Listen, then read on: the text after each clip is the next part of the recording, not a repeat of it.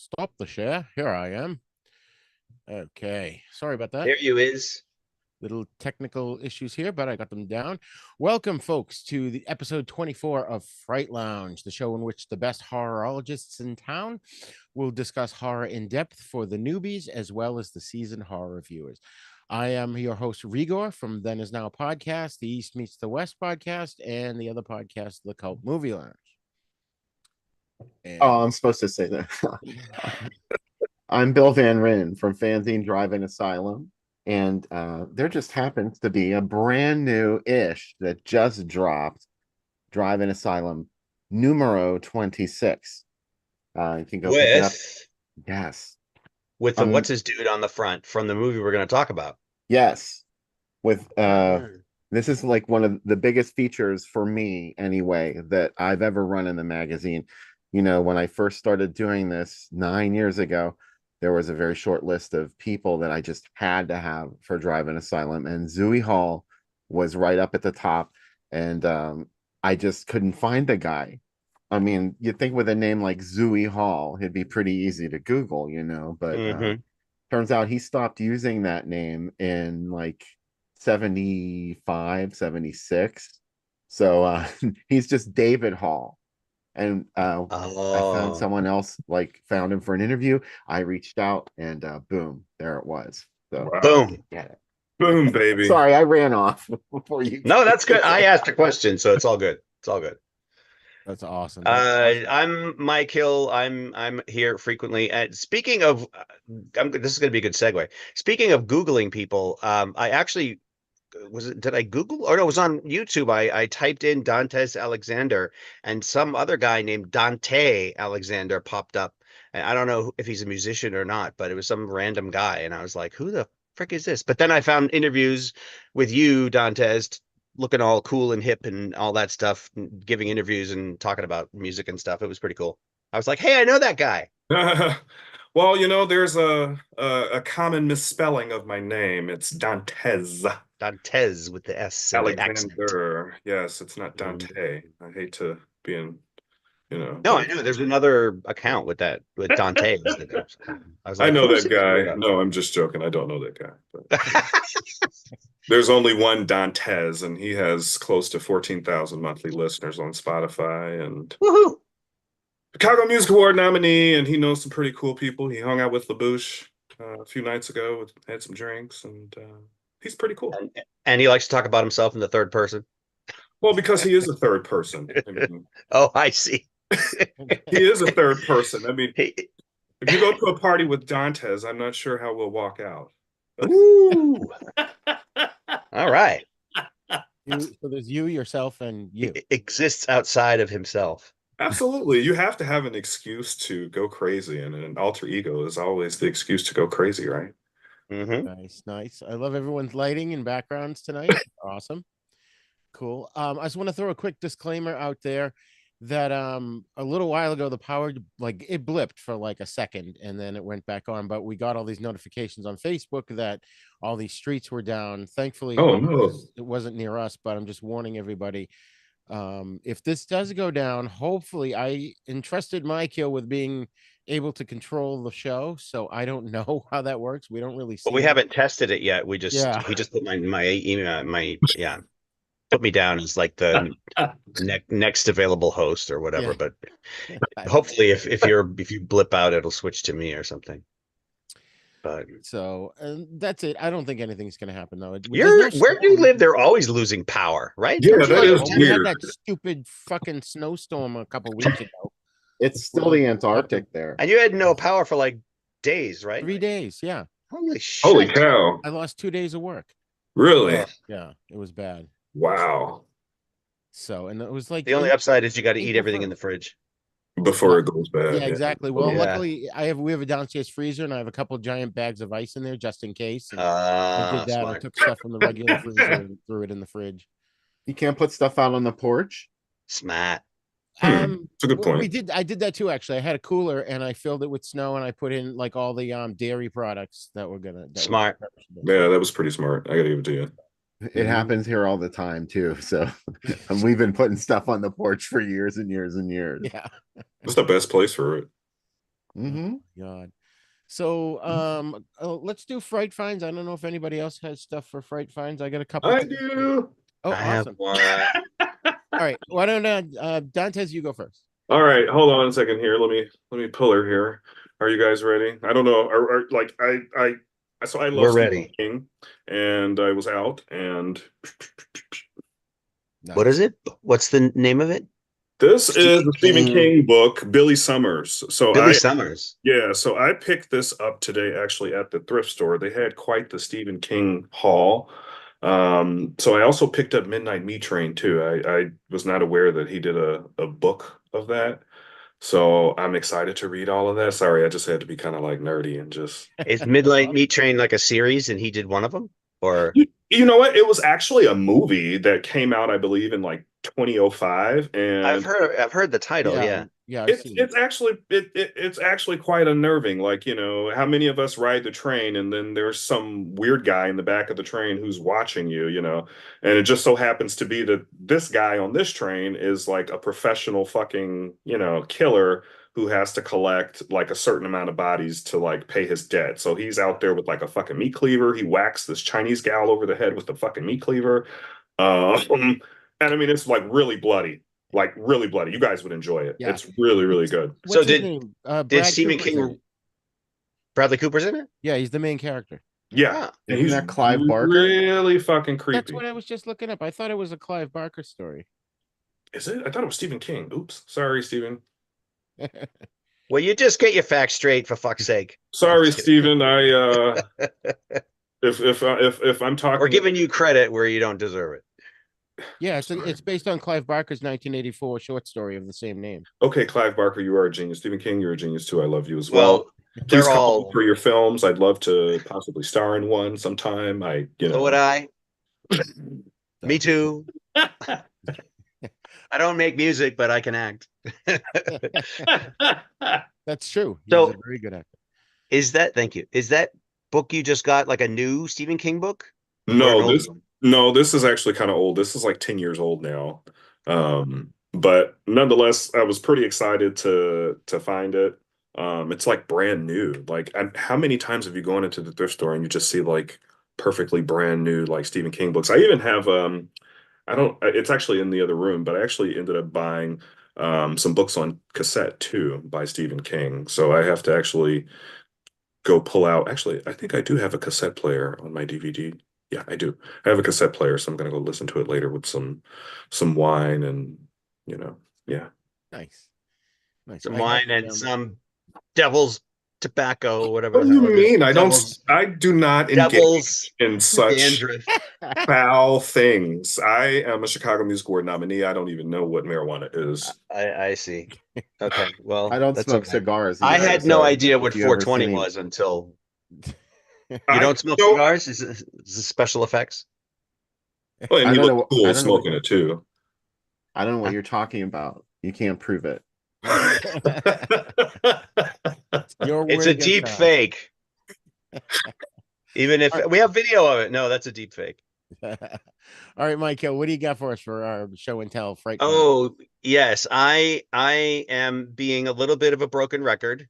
Last time I talked about Bernie Wrightson doing the illustrations for a Mary Shelley's Frankenstein, and I have another book here, which happens to be Stephen King novella called Ooh. Cycle of the Werewolf, which is also has art done by Bernie Wrightson, illustrations by Bernie Wrightson. And I've had this ever since I was a teenager. I found it in a comic book shop, a shop of a pea. And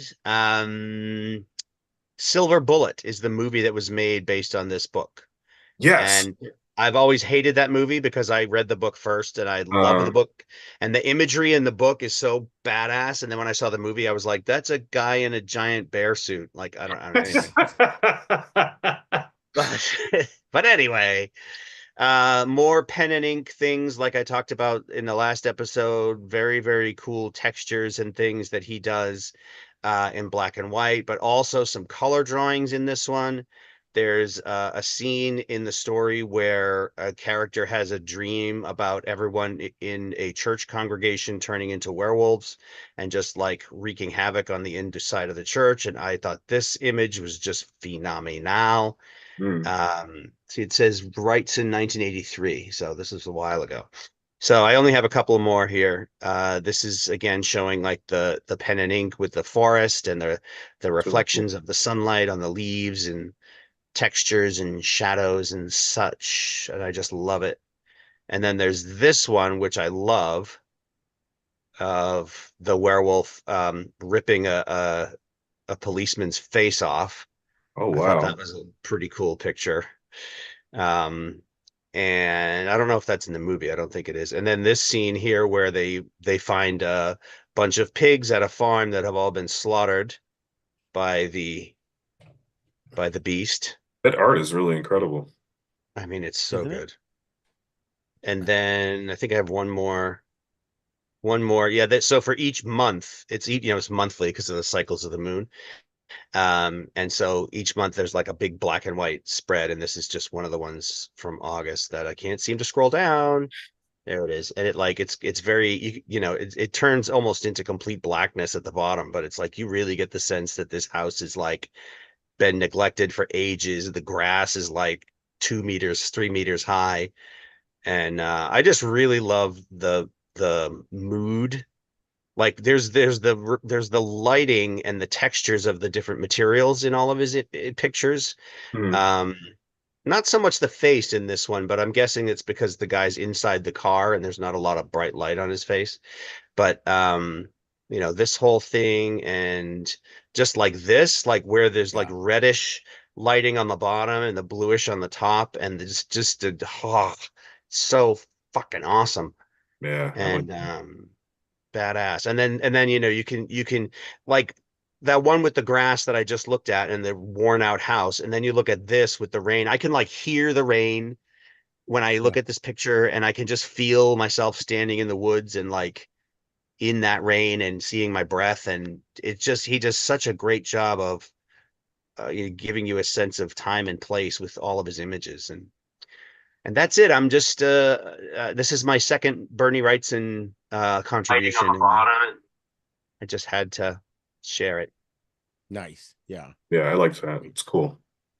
So now, Bill, you showed your latest issue. Do you have anything else for Fright finds? No, I used up my time already. That was my fright find. All right, so I picked up a couple of things. I'm gonna move my microphone back here just so I can hold this up. But I picked up a couple of things on eBay. One is Horror Tales, which is one Ooh. of these old comics, and I didn't even look at the copyright on it. It's 1972, and these were Oh my what's funny, god. there's a whole bunch of these books that were published by a particular publisher, and of course I didn't do my research and I forgot who it was. But I know a guy who wrote a book all about these, and a lot of times these were reprinted. Sometimes they would add to the artwork, and then they would change the dialogue balloons, and it's really crazy. And I think some kid like colored in on that. But Authentic. these are awesome, Wow. like Tales from the Crypt kind of rip-off stories. It And looks then like Tales from the Crypt too. That's what I Yeah. thought it was originally. it's pretty close. I mean, Tales from the Crypt and all those were so popular that this company, see if it says it on here what the company was. It's CWP. I don't know. I'd have to look it up, but and by 72 they were reprinting things they had already printed like 2 and 3 times before. But yeah, they were got really popular because of Tales from the Crypt and Vault of Horror, EC Comics, and all that. I got this other one though. It was a newspaper you could get called The Monster Wow. Times. That's Got this, cool. Bill? I've Okay. never Really seen cool. that before. Yeah, Dope. it's a newspaper, and what's great, what I love about this, across the top, you've got Godzilla, Kong, Godzilla, Dracula, Kong, and Dracula. Ghidorah. Which Ghidorah? one doesn't belong? Ghidorah? It's that's what we used to call Ghidorah. Is Yeah, that's what I thought. Oh, Yeah. Ghidra. Oh, okay. and Have I been pronouncing that somehow, wrong? what? Ghidorah, right? It's Ghidorah. Ghidorah. Yeah. But Oh, we I've been Well, call saying there's it it wrong two. the whole Apparently, time. there's two. Which one is That's right? cool. It's Ghidorah now. It was always that we just mispronounced it. Just like Mm. Gojira, we called Godzilla. Oh, right. True, true. Gojira. It sounds like Godzilla when they say it fast. But Gojira. there's like Yeah. an ad for King Kong versus Godzilla, or Godzilla. Nice. Yeah, King Kong versus That is Godzilla. cool. Kong likes it. Yeah, Kong is cool, Look at but his face. I will all yeah, I know he's digging it. He's like He's into it. He's like, give me whoa, some I more didn't of know you that could do atomic that. breath. back cover real quick. Yeah, I thought this was a cool. Oh, wow. That's cool. That's cool. So Are you gonna frame that? Are you gonna put it in plastic? I mean, what's the I'll probably deal? end up at least putting it in plastic. The magazine came already bagged and boarded, but If Roger framed everything he had that was worthy of framing, he'd need like 3 houses. well, you guys should see my room here. I got all kinds of collectibles up Oh, on the wall wow. there. I don't Yeah. feel too bad then. I got pictures up above, and then there's Tom Savini and David Naughton, and then I got all kinds of stuff. And this is just this corner of my office, it's not the rest of the There's basement. a So cool now here's the green question. screen How thing. often do you let the kids come in there? Rarely. Well, they're not kids anymore. Well, Well, my it's good. grandson is 7, so him Oh, and your his friend, grandson. I'll let them come down. They don't play in my office, but I've got a larger room that has all kinds of collectibles in there, records and tapes and all kinds of stuff. And I let them play on my PS2 every once in a while. Oh, I'm sure they enjoy that. Depends if I'm working or not. So that was Fright Finds, and at some point we'll have like a little musical intro for that. I did want to mention a couple quick things, and then we'll get into our show here proper. I actually just wanted to announce to everybody that I started working for a website called Soap Hub, which has been around for 10 years, and it's just awesome. So now I've split my days between the list and Soap Hub, because the list has kind of been moving away from soap opera centric articles. So I've been able to do stuff on older people like, Burt Reynolds and Sally Fields, but sometimes I get a new one and I'm like, I have no idea who the hell this person is. But Soap Hub is just awesome. It's just, I love working for them. So it's like now I pretty much now work from 6 a.m. till 6 p.m. every day. And the other Awesome, thing though. is, what? That's awesome though, because you're doing what you love. You're immersed in shit that you love all day. Exactly. The other thing is too, I think I mentioned last month, I'm not sure, but we redesigned the website. And so if you get a chance to go to havenpodcasts.com, we've got all kinds of news articles there for you, as well as my blogs and our shows and all that stuff. And we've also got advertisements on there now too. So if you could click on some of the ads, that would be great. It would help fund these shows that we do. So before we start, Bill, why don't you give everyone your website so they can find you online? Well, I used to have a different domain name, but the website's been down for a while, and I admit I have been very neglectful of my devoted website presence, because I had someone else that was doing it, and then he didn't want to do it anymore, so it just sort of like died. So right now, all there is the Etsy shop. That's really all you need. groovydoom.etsy.com. And that's where you can go buy the brand new issue of Drive-In Asylum, Your Fantastic Film Connection. It's a fanzine I've been publishing since 2015, and it's got all sorts of really fucking cool layouts of vintage newsprint ad, just like the stuff you used to look at in the newspaper and be like, God, I wish I was old enough to go see that movie. Or I wish I could convince somebody to take me to see Please Don't Eat My Wife. My mother. Sorry. And my mother. My wife you can eat, but not my mother. In addition to that fantastic interview with Zooey Hall that I was talking about earlier, we've got another great feature. Director Gary Sherman, who I'm sure he's somebody that you may not know it, but you've probably seen one of his movies. He did Raw Meat, also known as Deathline in the UK, a fantastic film from 1981 called Dead and Buried, which is really, really super cool.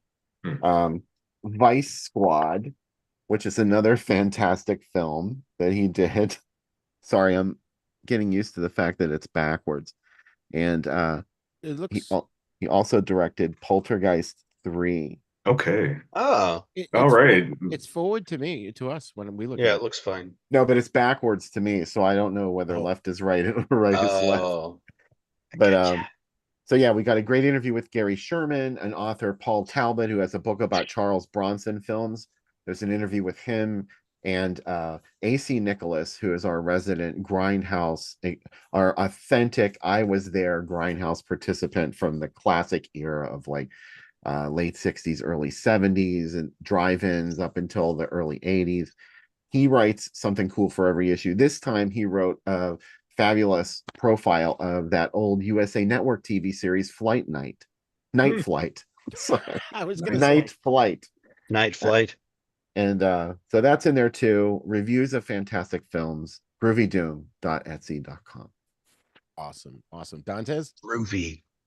Well, you guys can go listen to me on Spotify. That's DANTES.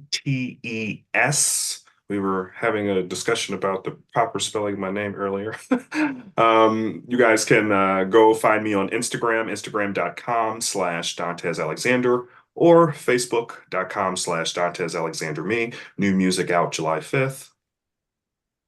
Awesome. And lastly, You cannot find. I cannot be found. Okay, I'll shut up now. He's too busy my killing or I'm, whatever. yeah, my bad. So one last thing I wanted to mention is Bill and I are going to be at the Riverside Drive-In Theater on Friday. I'm so excited to get down there for the April Ghouls Drive-In Monsterama. I can't believe it's already April Friday. Ghouls. I like that name. So on Then Is Now, I had George and Gene on, and we talked all about the films that are going to be playing there, and 4 horror films on Friday, and 4 horror films on Saturday. Got to bring a lot of sugar-free monster drink with me. Is it indoor or like drive-in? It's a drive-in theater. Outdoors. That's going it's to be drive-in really theater. fun. Sorry, I missed that. I think we only have one drive-in theater left here in Illinois. Oh, it's not good. No, it's not. The Lost River Drive-In. You know, it really annoys me how ill everybody is in that state all the time. He's annoyed by It's Illinois. The Lost River Drive-In was the drive-in in That- Haddonfield. Was a dad joke. It Haddonfield, really Illinois. was. There you go. Haddonfield, Mike Myers, Haddonfield. Halloween. Yeah, Mike Myers, Haddonfield. Dad Haddonfield. Bill? What? Was that in the movie or is that a real drive-in? Oh, no, I think it is a real drive-in because all the stuff in Halloween, but it might not have been in Illinois actually, but like the shopping bag, Halloween 2 mentions all this stuff. These locations were real locations that John Carpenter and Deborah Hill lived with growing up, but a lot of it was like in Bowling Green, Kentucky. She grew up in New Jersey, so that's why the town is called Haddonfield, because there's a Haddonfield, New Jersey. And and the Lost River Drive-In was an actual drive-in in Bowling Green, Kentucky, I think. So it wasn't really in Illinois, but they pretended it was in Halloween and Halloween 2. Yeah, they did. Oh, that's funny. Yeah, it's supposed to be 79 degrees there on Friday, so I'm kind of psyched. Maybe rain on Saturday. All right, so folks, today we are discussing psychological thrillers, and the 3 films we're going to do deep dives into are Gaslight from 1944, Wait Until Dark, 1967, and I Dismember Mama, 1972. But first, we're going to touch upon a few others. We have 2 listed, but if any you guys have any other ones you wanted to mention, because I know, Michael, you wanted to cover a deep dive of The Shining and Pscyho. And I had already done The Shining on Then Is Now podcast, as well as Pscyho, and Bill and I talked about Pscyho here. So I felt a super deep dive, like we always do, wasn't necessary, but absolutely, you have the floor now. Bring your thoughts to the table. Let's do The Shining for. Oh, so I'm sorry. Let's do Pscyho first. Oh, I just kind of dismissed it because I didn't think we were going to talk about it. No, when you first said psychological stuff, I just started brainstorming, and that's why I was like, "Oh, of course we're going to do The Shining. Of course we're going to do Pscyho." Da, da, da, da. Yeah. But there's the only thing I guess that I want to say about Pscyho is just that I watched a video on YouTube I may have to try to find the link or whatever where they go if no, I think it's even like a mini documentary or something where they go into great detail about the shower scene and like how they shot it without actually showing her getting stabbed and how they put all the elements together and how they had to like try different materials to get the sound of the knife stabbing into a person. They had to try like watermelon and like different things and like a beef chuck like stabbing into, and then they had to like figure out how to put the sounds together so that like you would imagine that she was getting stabbed, but then yeah. Right. So I don't know. And then they said that there's a I never noticed this, and I still don't really notice it when I watch it, that after she dies and falls on the floor and like her face is like this on the floor and her eyes open, they said that her eye moves a tiny bit, that like she's supposed to be completely dead, and they do this zoom in, and Mm. then somebody was like, oh, and her eye moves, blah blah blah. And I was like, I never saw that. I never noticed that. But It's the whole Very movie is so slight. great. I love the way the movie like sets it almost seems like a heist thriller or something at first, like, oh, they're stealing the money and she's going to meet somebody and blah blah blah blah, and then all of a sudden it turns into a horror movie. And it was very bold for killing off its main character in the first 20 minutes, which that really hadn't been done before. And it's basically considered, we kind of talked about this when we talked about slasher films. It's kind of considered the granddaddy of slasher films. But I think that there's a few movies after this that were more, or modern films derived more from than Pscyho. But I Yeah. mean, Pscyho, I'm going to say right now, Pscyho definitely had an influence on one of the movies we're talking about tonight, which was I Dismember Mama. So Absolutely. Psycho was just daring in every way. Like Hitchcock, this is what was genius about Psycho, is that it really was not supposed to be a big movie. It was shot with a TV crew, and it was from a novel by Robert Bloch that Hitchcock surreptitiously purchased for $10,000 Mm. from Robert Bloch anonymously. And then once it was purchased, Robert Bloch realized, oh, I just signed away the rights to something that Alfred Hitchcock's making. And I don't think he made any money off of that at all. Wow. But Wow. but he just showed all sorts of things that made people uncomfortable, and this was like 1960, yeah, when people were very much like a certain way. And he showed a toilet flushing. He showed somebody throwing something into an open toilet, which was just mind blowing at the time. You just didn't do that. There was a man who dressed in women's clothes, and there was like this like weird like psychological thing that he had with his mother. It was just like so many things that would freak people out, like at that era, just because that everyone was so shocked, so easily shocked. Yeah. So and he knew I don't that. mean to fixate on the one most popular scene. I mean, of course I've seen the whole movie numerous times, but for me it was scarier the moment you saw someone opening for like from inside the shower looking through the curtain. You see the door open and there's somebody standing in the room and she's in the shower and doesn't know anyone's in the room. That by itself to me was terrifying. Yeah. Yeah. Like, Yeah. yeah, because Yeah. like you're just not paying attention when you're taking a shower, yeah. No. Oh No. yeah. Dantes, when did you first see Psycho? You know what? I had seen, of course, like the iconic scenes, from it growing up. Um, so watching it in full this week was like my first time, doing that. And I have to say instantly, I have to say that this film clearly has inspired maybe even Jason and his mother's relationship. When I saw that, like the first thing I thought of was kill for mother. you know, like, so I appreciate, being a music man, I'm all about score. And one thing I love about, these films, even, the film from 1944, is there is such an emphasis on trying to tell a story with the basic elements of film creation. And that's such an art form. It's such an art form, so much that we can't even go to the movies now and just enjoy a good script. You know what I mean?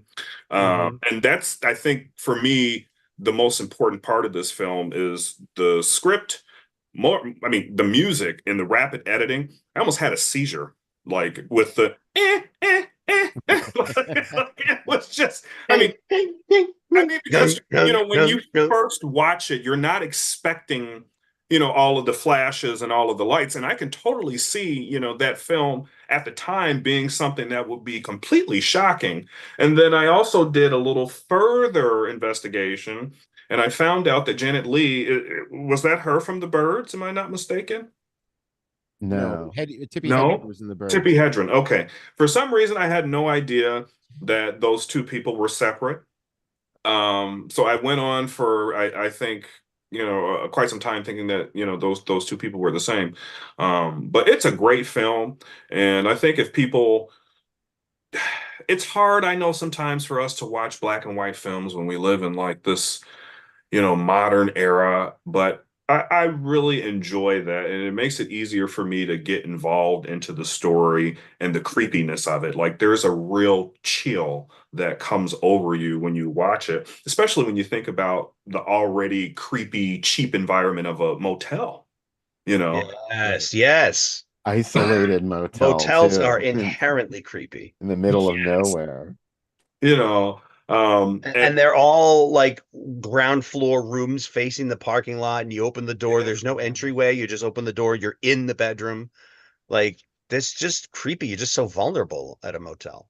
yeah, and I also think about, the relationship that, that sons have with their mothers. And not necessarily, being bad things, but, our mothers can get away with so much. They could say, "Oh, son, why don't you just go rob a bank for mama?" And you'll be like, "Oh shit, ma."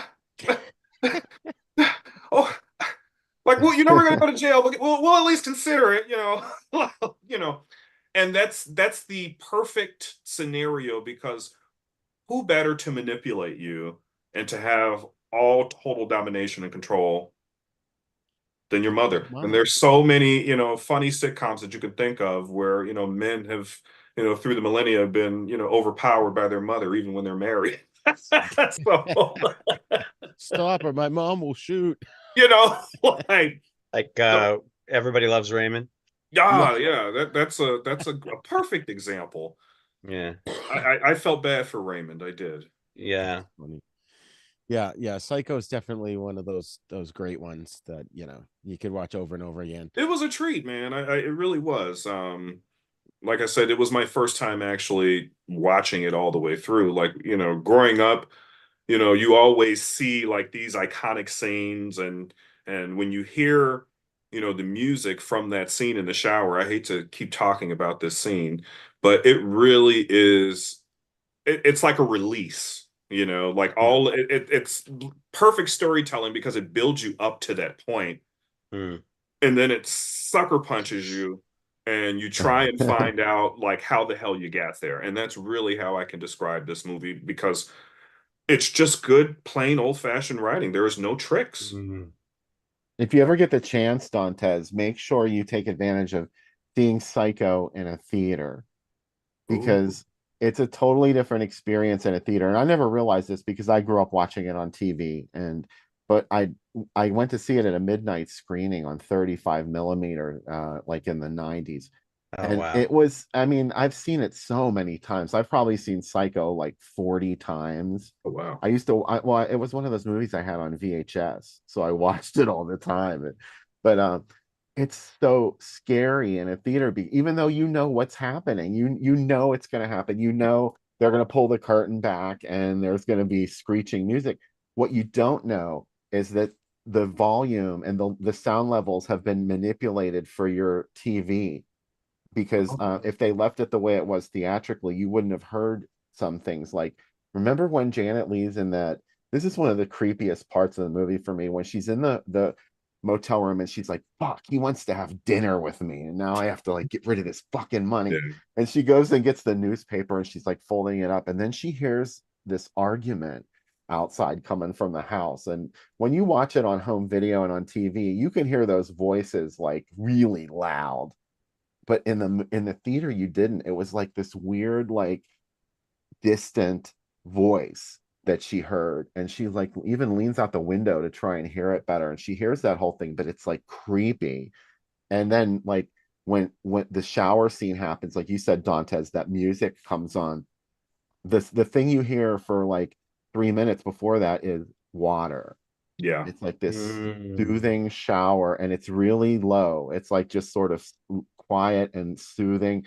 And then the shower curtain gets ripped back, and that music comes on, and it's so loud. It's like they turn it up to Yeah. 10. So you really jump out of your seat whether you want to or not. Go do it if you ever get the chance. It's so Yeah. much fun. Yeah. I'll have to take you up on that offer. I think Bill, you said it was in the 90s. I think that it must have been going around the country because I saw it in Boston at some point in the 90s, and you're absolutely Maybe. right. It's an experience. It's more than just watching a film. I don't think I've ever seen that one on the big screen. I would really like to. Yeah, I certainly haven't. I'd have to and I don't think we actually have very many theaters that, well, we had one, but that theater actually they ended up running out of money and they had to close. They tried to raise funds. But yeah, so finding stuff like that, like theaters that only play like stuff like that, it's so hard. So hard. Mm. Mm. And they are only found really in the inner city too, of the big cities like Boston, New York, that sort of thing. It's like trying to live up here in fucking Maine. There's every once in a while, maybe I can drive down to New Hampshire because Fathom Events is playing an old movie, but Mhm. it's a pain. I do kind of miss. That's the one thing I miss about living near Boston is, it's the theaters. There's like 2 or 3 in Boston that play retro stuff all the time, like the Yeah. Brattle and Coolidge Corner and Hmm. a bunch of others I think that are gone. But so anyways, Yeah. let's roll on here. Let's talk about The Shining for a little bit here. Now I know I'm fairly certain, Michael, you've seen it. Obviously, Bill's seen it, but Dantes, had you seen The Shining before? No. But I know now where a lot of those iconic Line. jokes come from now. Yeah, yeah.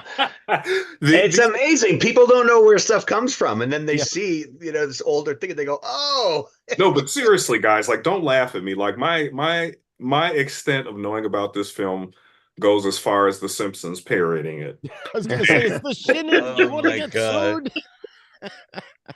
And in It's fact, I understandable. believe it was the episode where Homer ended up getting the guy's hair or something. And he ended up like kicking, like breaking his head through the wall, and he's like, "Here's Johnny." And no one was in the room. Yeah, yeah. And then he does it again and again Yeah. and again. Yeah. Yeah. So I That's have an great. interesting story for you guys. Now I on That Is Now podcast quite a while ago now, probably like 2 years ago, I interviewed as you know, my son Spency is often co-hosting on the shows. So I had him and his girlfriend Lauren on, and we talked about The Shining, and their take on it was like jaw-dropping because they did not like the movie. They didn't What? find it scary. Spencer's nitpicks were like, well, he went crazy in a matter of, a couple of months, and that's kind of stupid. It should have been much longer. Or actually it was like a couple of weeks. It should have been a couple of months. And then it was just, I think though, what had happened because they knew, and actually Dantes, you kind of mentioned this about Pscyho, they knew all the major pop culture scenes from it. And it's so So, unfortunate when you know that stuff because it makes it really hard for you to have an organic feeling about it. You know what I mean?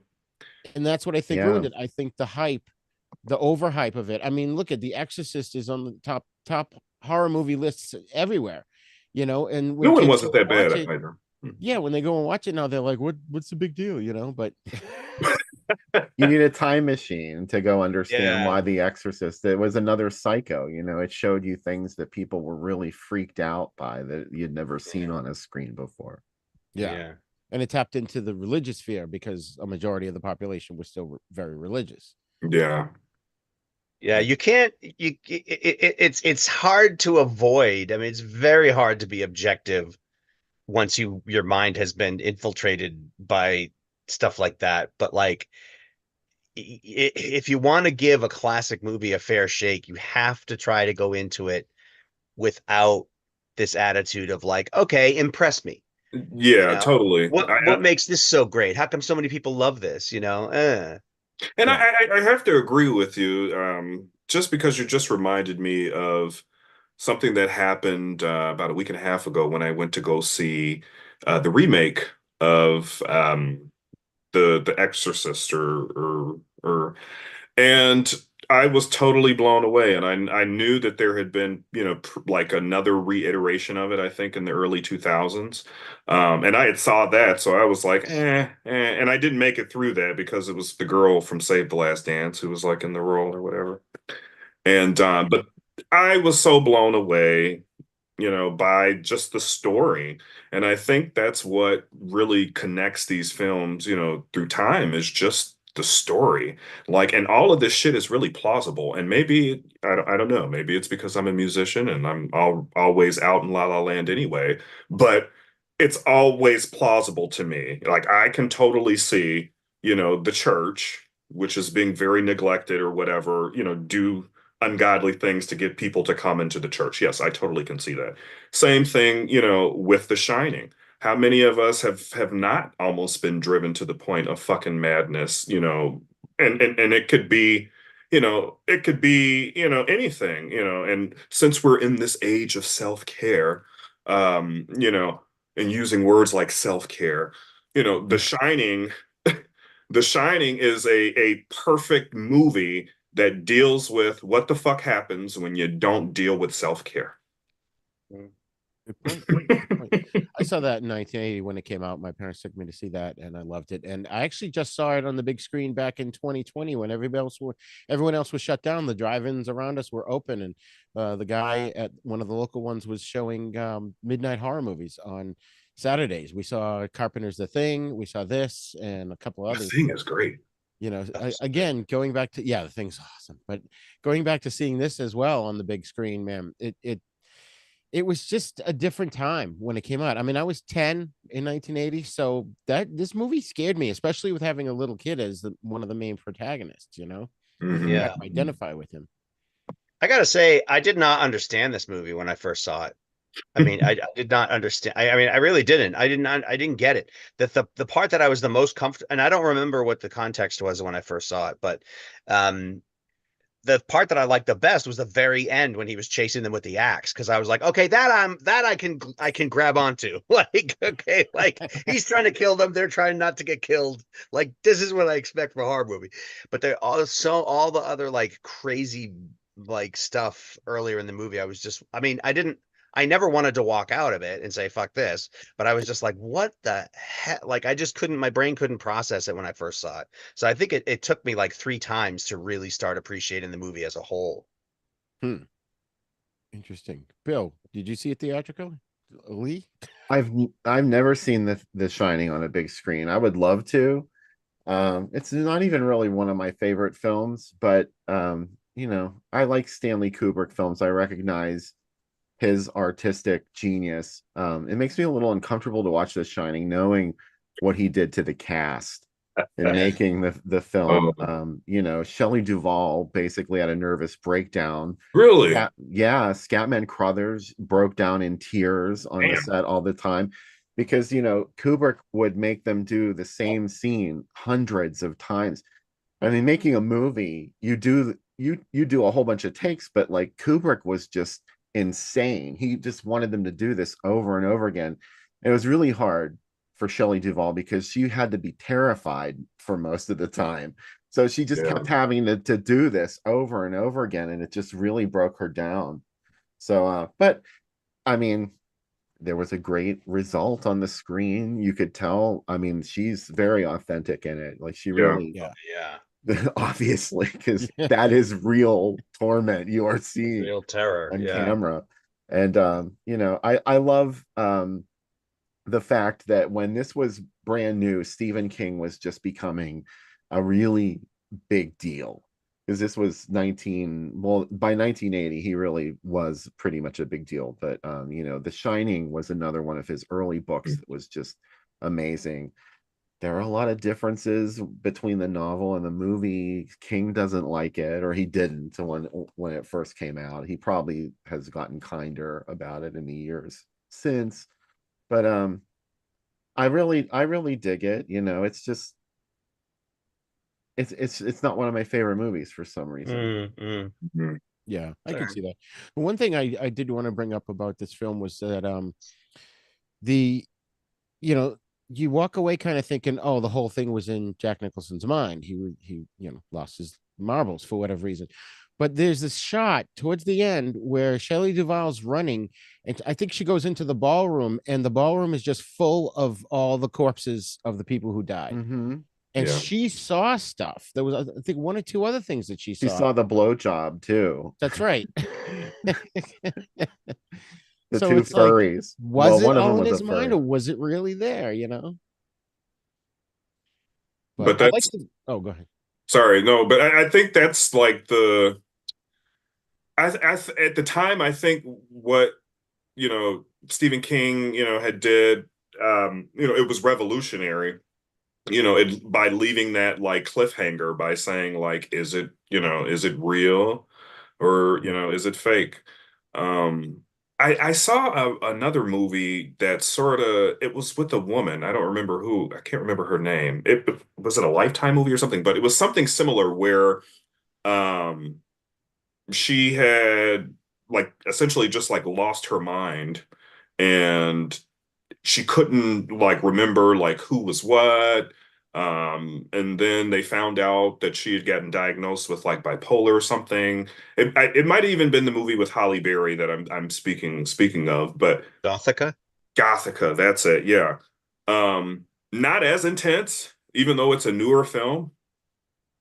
That's the key there. Isn't that something though? When you say that, like, and I'm saying that like honestly, like it's not as intense. Like there's not as much thought that went Oh into yeah, like the Gothica film. But sure. when this film came out, like that whole, is it, a psychological torment? Is this real? That was refreshing at the time. Like I can't even think of another film around that time that had done anything, like that. And the reason why I think we still talk about it is because, I mean, who has not had a moment, where you're like, okay, like, wait a minute, like, I know I just, set something down, and you spend forever looking for something, you know, Yeah. is that not the same type of, psychological madness? I Yeah. mean, Yeah, your mind is not, yeah, you're talking to your different parts of your mind are talking to each other inside your head, and they're not communicating. yeah. So like, I totally like, I don't care like what the newer school people say. This movie rocks. Like it rocks. Like sorry, like you guys know all the, popular, taglines and all that shit. But Yeah.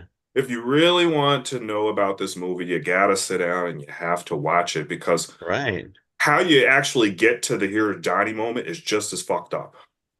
Yeah. Yeah. A lot of my students are teenagers now. I teach English, and they there's a lot of times where we're talking about things, and I always tell them like everything reminds me of a song or a movie. And then once in a while they'll have parents that like they know what I'm talking about because their parents talked about it or something too. And I'll say that a lot of times. I'm like, how many people have heard this before? And they're like, oh yeah, I've heard that. And I'm like, you gotta go find out where it came from. Like that, like it's not the same to just hear it in the ether and go, okay, whatever.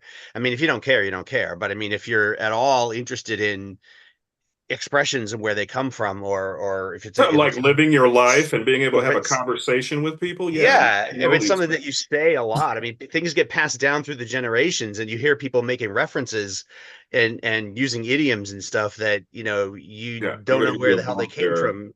Yeah, And it's just I like I say that all the time, Mike Hill, like seriously, because that just yeah, irritates me. Like, how do you expect to live when half of the world is at least 20 to 30 years older than you? You won't be able to have a damn conversation Right. because you won't understand what the fuck they're talking about. That means right, politics, that means music.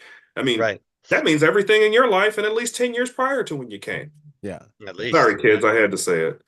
yeah, we'll close on this, and then we'll get into our films for tonight. But when my wife and I used to run a movie theater back in 2016 in Rochester, New Hampshire, and we had this glass case where the ticket thing was, and the popcorn was off to the side, but there was this nice glass case, so I had some collectibles in there for sale. And I forget which particular one I had in there, but this little kid was leaning on the glass, and he's looking at it, and he goes, "Wow, that's sick." And I looked at him, I go, "I assure you, it's actually quite healthy." He was like,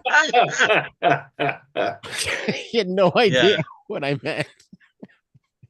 Hey, one more thing about The some of Shining. the slang is like, what? Yeah. Frank Polvino in the chat says he likes the made-for-TV version of The Shining, which was pretty good. I liked that. I saw that. That was good Yeah. too. I've Yeah. never seen the made. It followed the book more directly, obviously. Yeah. Yeah. I didn't know that. Now there are more than okay.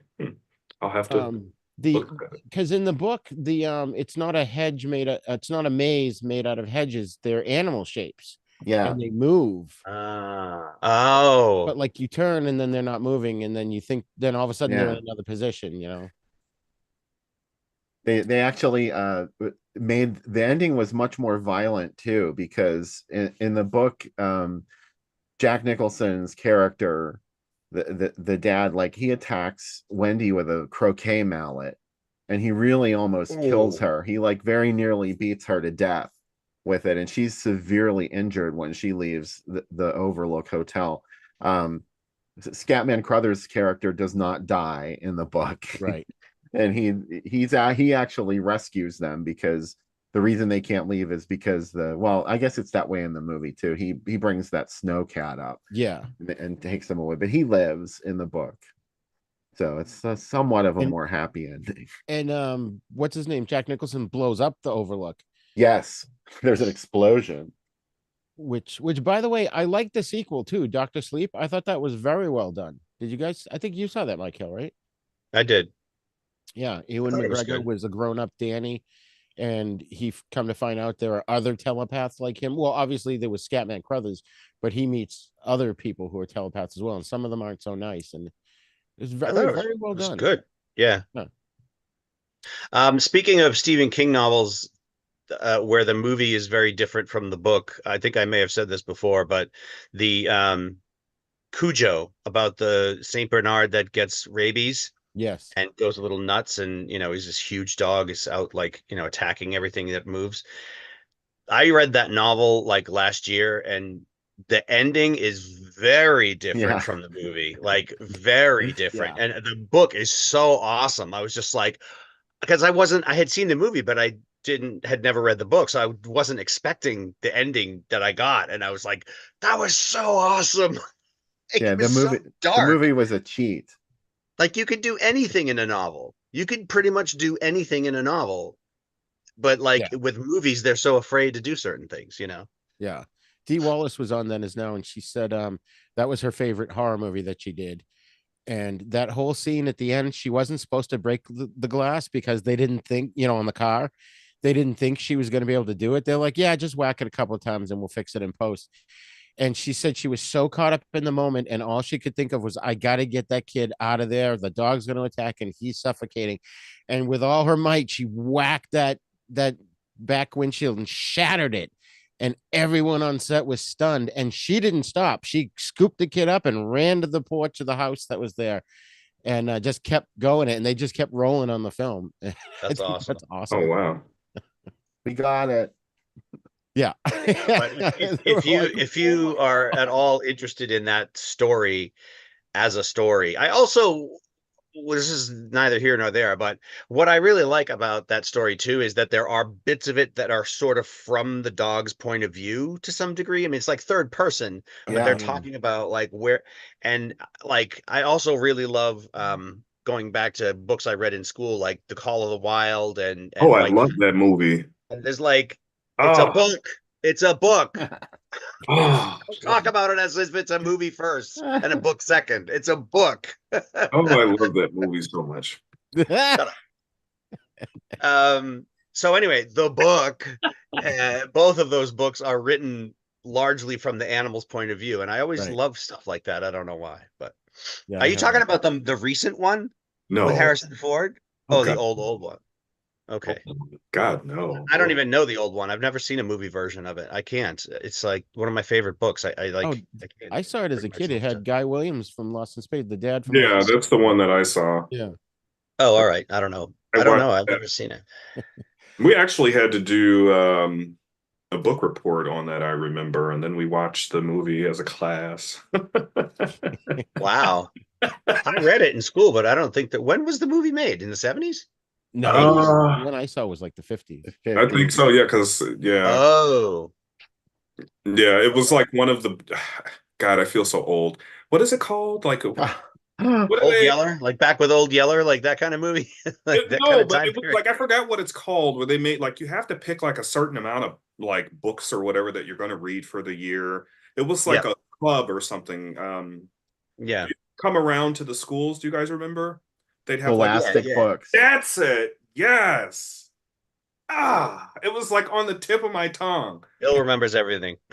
Oh man, like that. Bill I traps swear that to in. God, I'm not lying to you guys. Like that was my favorite day of school. It always was my Yeah. favorite day of school. And I remember like picking up like and like Mike Hill said too, like, and you always hate when movies are made and you're like, shit, well, I read the book and you're talking about this movie and you don't even Yeah, know what the fuck, you know, yeah, read the like book. yeah, and like one of those films, I remember having that talk about Lion, the Witch, and the Wardrobe. I'm like, you don't know anything. I'm like, Yeah. you're not from Spare You don't know nothing about that. That was Hey, that so book was awesome. And so the awesome. Scholastic Book Club thing would the first you'd get the order form, then you'd get to Yes. pick the books, and then you had to wait. It Oh was like, God. a month and a half, 2 months sometimes, and you would forget about it. Then one day you'd come into school and they'd be like, guess what? Your books are Yeah. here. You're like, oh my God. It was like Like Christmas. Christmas. Yeah. Yeah. My Yeah. grandson still does that, but they come a lot quicker these days. And Indian in The the next day. Cupboard. I think that was another one that I had gotten. Indian in the What? Cupboard. Indian in Oh, the Cupboard. Indian in the Cupboard. Yeah, that's a good Yeah. movie too. I don't think I've ever read that or seen the movie. Well, the book is not as entertaining as the movie, but This kid gets this cabinet, and it turns out if he puts like an action figure in it, it comes to life. Mm. And so he starts putting all his toys in there, and they're all coming to life, but they don't all get along. And he ends up learning some hard lessons in that movie. They don't yes. pull any punches. Oh, Yes. that's cool. That's awesome. It's very well done. It's like having a fish tank and you put them in there together, and then one day, like, Yeah. wait, did you eat the other guy? What the hell's wrong with you? What are you doing? Munching on your neighbors. So, all right. So let's get on to our first film tonight. We're discussing obviously psychological thrillers, which I think a lot of people who maybe kind of want to be a horror fan, but they think horror is gross, so they're kind of a horror fan adjacent. Like they prefer the psychological thrillers because they're not always gory. It's more about the mind games that are being played. So our first film falls into that category where it's not very gory and it's black and white Dantes, just so you know. I hope he knows by now. Hey, look, I liked it. I was gonna go watch Metropolis after that. So Oh, there you go. That's another good one. Well, let me just explain. The film's called Gaslight. It's from 1944, and I'll read the quick synopsis here. After the death of her famous opera singing aunt, Paula, played by Ingrid Bergman, is sent to study in Italy to become a great opera singer as well. While there, she falls in love with the charming Gregory Anton, played by Charles Boyer. The two return to London, and Paula begins to notice strange goings on, missing pictures, strange footsteps in the night, and gaslights that dim without being touched. As she fights to retain her sanity, her new husband's intentions come into question. Well, I think that's sort of putting it mildly in terms of the description. Yes. But it was directed by George Cukor, who directed My Fair Lady in '64, and a great cast. Like I said, Charles Boyer. All I can think of is Howard Stern used to do this these sketches, and it was I Chipped Lucy, and it was basically she brought home this wood chipper, and she puts Ricky falls asleep on the couch, and she puts Ricky into the wood chipper, but it wasn't actually Ricky. He hadn't come home yet, and Charles Boyer came in, and Ricky comes in and sees what happened. He goes, "Oh no, you turned Charles Boyer into Charles Puree." That's bizarre. But yeah, he was always, every little breeze. And then we had Ingrid Bergman that I mentioned, who, of course, she was in my all-time second favorite movie, Casablanca. She's awesome in this. And one I didn't know, I didn't recognize her, was that the maid, Nancy, was Angela Lansbury. Get Yeah. out. It was her Yeah. first film role. Oh my A god. young, saucy Angela Lansbury. I swear to God, I thought she looked really familiar, and I just couldn't. I thought it was either her or Dame Maggie Smith. Like, I swear to God. Yeah. You knew her when she was an old lady. Yeah. Right. Boy, was she stunning. Right. Too I pretty know, to she be was- made. Let's go around the table here. Now, Michael, you had mentioned that it was a good movie. So you've seen this before. When did you first see it? I actually just watched it maybe 2 years ago because honestly, because when I was online, I would hear people saying, "Oh, this is gaslighting. This is gaslighting. He's gaslighting them, and they're gaslighting him, and da da da da." And I was like, "What the fuck?" So I looked up the definition, and I was like, "Okay," but then I knew that it came from a movie, which came from a play, and I was like, "Okay, I want to know like the story behind it, so I know what the hell." This really means when people are saying it. And so my roommate had already seen it, I think, and we went back, we watched it. I had seen it just once, and then I watched it again yet last night. Yeah, and I just thought it was fantastic, like fantastic storytelling, fantastically filmed, the detail and all the light and shadow. Like I didn't even care in the slightest that it was black and white because it was so beautifully shot. And and it was also super well written and super well portrayed, and it's just fantastic on every level. And then I feel like, knowing the not only the definition where the reference comes from, but the backstory of it, knowing the whole story and knowing that that's where it's derived from. That for me, that's, because I'm kind of a nerd when it comes to language and expressions and stuff. So I gotta know Etymology. like the whole story. Yeah. And then I hear people using gaslighting in the wrong way, like just to mean like, oh, so and so lied to me. Oh, he was just gaslighting. No, that's not gaslighting, fucker. Gaslighting is a lot more than just somebody lied to you. It's a much bigger thing than that. So using stop using words like genius and legend and epic and all these words that are they're supposed to be used to describe things that are indescribable. They're supposed to be like things that are just like, oh my god, and then people are using them to describe these tiny little things. Oh, I got an F on my test, I have PTSD. No, you don't fucking have PTSD. You just got an F on a test, you had a bad day. Like, stop. What's it called? Exaggerating. Right. Now, Bill, Are you have allowed you to say seen this film exaggerating? before? Bill, had you seen this before? I had seen it before. I first saw it when I was a kid, and it made no sense to me because it's not really the kind of plot that a kid could understand. But I think like what Michael said is the same for me. The way this movie looks is my favorite thing about it. I think it's just a beautiful movie to watch, and you know it's made in the mid 40s, but I mean it's older than that. It's set in an older time period. Yeah, it's in the Victorian time. So the fact that it's a period piece is kind of fantastic. And that was back when, now it would be all this CGI shit and everything. But they like really went through a lot in those days to make something a period film. And I like looking at the different ways that they, the costumes that they chose and the sets. The sets are amazing. Like Yeah. the homes are just I want to take like an Airbnb vacation in every single one of them. That's so true. Dantes, when did you first see this, just this time around, or had you seen it before? Yeah, this was actually my first time seeing this. I had never even heard about it until you sent it over to me.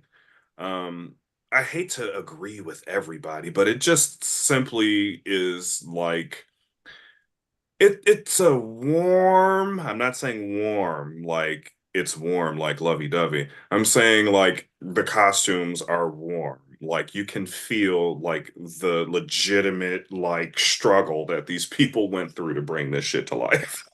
Like you really can. Like there it was some poor soul's job to make sure that the light actually contrasted the right way, like in the I mean just the dimness of like these mansions. Like someone actually had to go and manually like adjust, you know, all of this stuff. And you can see like all of the detail. Um music also too, like I mean suspense, horror, not so much. A good thriller, absolutely. What I will say, other than fabulous costumes and amazing homes, is Angela Lansbury. I had no idea that that was Angela Lansbury until now. And just the fact that like we know her now as being, you know, Miss Murder She Wrote, you know, and back then, like, you know, she was just, you know, a normal, beautiful working gal who just so happened to get lucky and catch her break, like, on this film. And she was fucking, like, phenomenal. And she didn't necessarily possess, I guess, all of that poise that comes with age that she's sort of known for now. And I guess that's why I didn't know that was But I her. feel like that really fit the character because she was sort of like a casual, you know, like yeah, she was into Victorian times, but she was working for a rich family. But I got the sense that she was a little bit of a like a rebel kind of you know She was character, just streetwise. like Yeah. yeah, streetwise, like a little bit of a saucy tart, you know, sort of like a yeah, you know, even especially in that moment where she sort of like flirts openly with the main dude there. I Husband. was like, ooh, that was, you know, I never thought I'd have that kind of feeling about her because she's an old woman in my head, but the way she Yeah. said that, I was like, that's a little I bit. mean, that's why I mean I had to like I'm gonna go double back again actually after after tonight and just go look. I mean, because I still am just like shocked, you know, Mm. um, just at how beautiful she was. Like Murder She Wrote is just such a lifetime away from that role.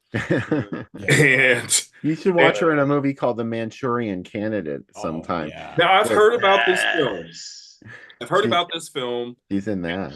And I've also heard a little bit about the remake that they did. I think there was a remake that they did with Yeah, Yeah. Denzel Denzel. I didn't Washington. see that. Yeah. But Talk about toxic mothers. She's a toxic mother in The Oh my God, Manchurian Candidate. so much. that Yes. that qualifies as a psychological thriller. Yes, Mhm. it does. Oh, Yes, for sure. Yeah. yes, it I saw does. that in film school. That was awesome. We should make a list of other ones that we can do Oh yeah, at time. absolutely. Because there's so many of them. There's so many in every genre. Like we could cover them. You know. And And I also like movies that have been remade. Like I really like that. I like when we talk about something that there was an original and then there was a remake. Like even Psycho, there was a remake, you know. Right. I never Which, saw, but which with that, the Boo. director got to the point where he was so nervous about being criticized that it wasn't comparing to the original. He ended up doing a shot-by-shot remake. oh cow. oh, But the only things they changed in it was they show Norman Bates when he's peering into her, he's doing something naughty with himself, and the amount of money that It's she stole was like and if it was in the hundreds, she stole in the thousands. You know what I mean? he gets a yeah, little weird strange things in there too. Like during the murder scenes, he inserts these shots of clouds Oh for yeah, some reason. yeah. But yeah, I was really disappointed with that Psycho remake. It was just It's no need. Yeah. It's sometimes it's just so hard to even go into a remake without already having like preconceived notions. So I yeah. I you know, I really try my hardest to avoid you know, sequels or well not sequels, but like films like Candyman. Like that film was just god awful and they should have just left it alone. Which Uh, one? the new one. Yeah, Uh oh yeah. I agree with you. I wanted that movie to be good so yeah, bad. I mean, didn't you feel like it was just so I mean, and like being from Chicago too, and like being like a black person, like I, okay, the projects are gone. Yes, they are gone. Like Cabrini Green has been like gone and destroyed now, probably close to like 20 some odd years. But most of those people moved into mixed income buildings on the south and west sides of the city. So it would have been nice to actually see Candyman Hamada like this. There was nothing to inhabit anymore. It was like Yeah. it was like broken. It was really, really bad. And I'm happy that they did it, but remakes are just so hard to do because you have the weight of, the Yeah. people who did it prior to. And Tony Todd is a scary motherfucker. Oh Yeah. my God, he's amazing. I mean, Yeah. I saw I Tony stood. Todd in like a dramatic movie, and I was still scared. I was standing next to him in a Best Buy once, Oh and wow. I looked over and he was wearing a long black duster. It's like almost like he wanted to be Ah, recognized. Or how could you not know that's that's Tony Todd? Candyman. And like I saw him like 3 times within a week then because he was in town doing a voiceover uh job Oh in wow, Pittsburgh. that's funny. And yeah, and he's just amazing. I mean, he really is that is who you're seeing when you see Tony Todd in person is Yeah. Keith. And he's just Yeah. amazing. So The anyways, Thing back remake to was bad Gaslight. too, by the way. Yeah. I'm sure he knows. Back to Gaslight. This is actually a remake of a 1940 film, and I'll get into that in a second. But I just want to say, Dantes, I'm in the same boat as you. I had never heard of this movie, and I had never seen it before. Well, how did you Recently. choose the assignment for this month? Michael picked it. Oh. We were batting around. What do you call it? Psychological thrillers. I think I found it on a list. Did I I? threw it out there, and then Michael said, "Oh yeah, that's a good one." I thought that was Oh you yeah. too, because like Yeah, in our group Yeah, chat, you everyone's yeah. I icon found it looks on the a list, same. but I had never heard of it or seen it before. Yeah, and then I challenged it because I said it's psychological, but it's not horror. And you said it came up on a Mhm. list, and then we're like, okay, it's psychological thriller, but it's not Right. necessarily Yeah. psychological horror. Yeah, so we had that little debate Um, in the chat. but I agree with what you guys said. This movie was very well done. I felt it didn't need to be 2 hours long. Yeah. But I think they could have made the story just a little bit tighter and told it in an hour and a half, hour and 40, minutes. But otherwise, I didn't even realize it was 2 hours. yeah, it was just like, I mean, it wasn't dragging for me by any stretch, but I remember at one point going, "Oh, how far are we into it? Halfway. What the fuck?" Wow. It didn't Um, feel like it was 2 hours long, honestly. but yeah, but it definitely holds your attention. And I was pleasantly surprised. I didn't think it was going to be bad, especially given the cast. And one guy I didn't mention was in the cast we had Ephraim Zimbalist Jr. I'm looking at the wrong film, so never mind. Oh, the guy. Yeah, he was in one of the other movies we're about to talk about. He's in Wait Until Dark. Wait Until Dark, yeah. But yeah, Ingrid Bergman was great here though. She's always Yeah. good. I mean, Yeah, she really is. I mean, her whole it was so believable, like her being tormented and like breaking down little by little and finally getting to the point where she was just coming unraveled. I mean, I really bought into the whole thing. Like it had like touches of melodrama to it, but it was like appropriate melodrama. Like she had been pushed to the point where she was just like, ah, yeah, what Yeah. the fuck? Like yeah. So that was really, really, really good. Her performance is great. yeah. And Charles Boyer was good too, because he was Oh very yeah. um, sinister in this. And then, when you go back and watch it the second time, you can totally see in his eyes from the very beginning that he's playing, like that he's just pretending, like Yeah. first time I saw it, I didn't realize it until she realized it, but the second time through, even in the early scenes, he's as soon as she turns away, looks away from him, you can see his eyes kind of darken a little bit, like Yeah. Yeah. he's not play Yeah. acting. And That this is confrontation was pretty good too. yeah. And this is another one that's based on a play as well. And I liked how it has that, it just has that feel like it's a stage play, but it works. You know what I mean? Did you guys get that feel? Yeah, totally. For sure. Absolutely. Sure. I mean, as a film, it was good. They could take advantage of like the different floors of the house and all the different rooms and angles and stuff that you can't do on Right. stage. But yeah, a lot of times, not always, but a lot of times, if I watch a movie or something and it's just so well written, or it just makes so much sense, and there's like good details in all the right places, I'm like, this was either a play or a novel. because it's as much better as screen. You know, that kind of source material makes for much better screenplays than just writing it as a movie by itself. In some cases, Right. with exceptions. And Joseph Cotton plays Brian. I thought he was good in this. And I liked how he just sort of he was starting to notice something wasn't quite right with her. Mm-hmm. I love that. But he's been in Not tons of quite stuff. right. He's been in a lot of those airplane disaster movies from the 70s. And I mean, they were popular for the time. I enjoyed a few of them. So what, the airplane disaster movies? Yeah. Oh, I mean, they're just so cliche now. Yeah. But he was in tons of stuff. He was in Latitude Zero. He was in Excellent film. Tora. The Abominable Dr. Fives, one of our favorites here. Lady Frankenstein, which is doesn't fall on a lot of favorite lists, but it's still a decent monster movie. So this just got the star power in it, and the writing I thought was incredible. Can I share my little thing? I have I try to pass on the wisdom that I acquire to my students sometimes, and I made a little handout thing for us to read together and discuss. Not us, but for my classes. Wait, where's my? Hang on, Mr. Carter. Mr. Carter. Wait a minute. Let me move this whole thing down. Okay, it's this one. Okay. Screen sharing. Okay. So anyway, I'm just going to read this. I know it's not necessary, but I'm going to go ahead anyway. This is what I gave to my students. Gaslighting is a form of manipulation and psychological control. Victims of gaslighting are deliberately and systematically fed false information that leads them to question what they know to be true, often about themselves. They may end up doubting their memory, their perception, and even their sanity. Over time, a gaslighter's manipulations can grow more complex and potent, making it increasingly difficult for the victim to see the truth. The term gaslighting comes from a 1938 play called Gaslight and its 1944 film adaptation of the same name. I knew that there had been a 1940 movie, but I didn't want to complicate the thing even more by saying, this is more.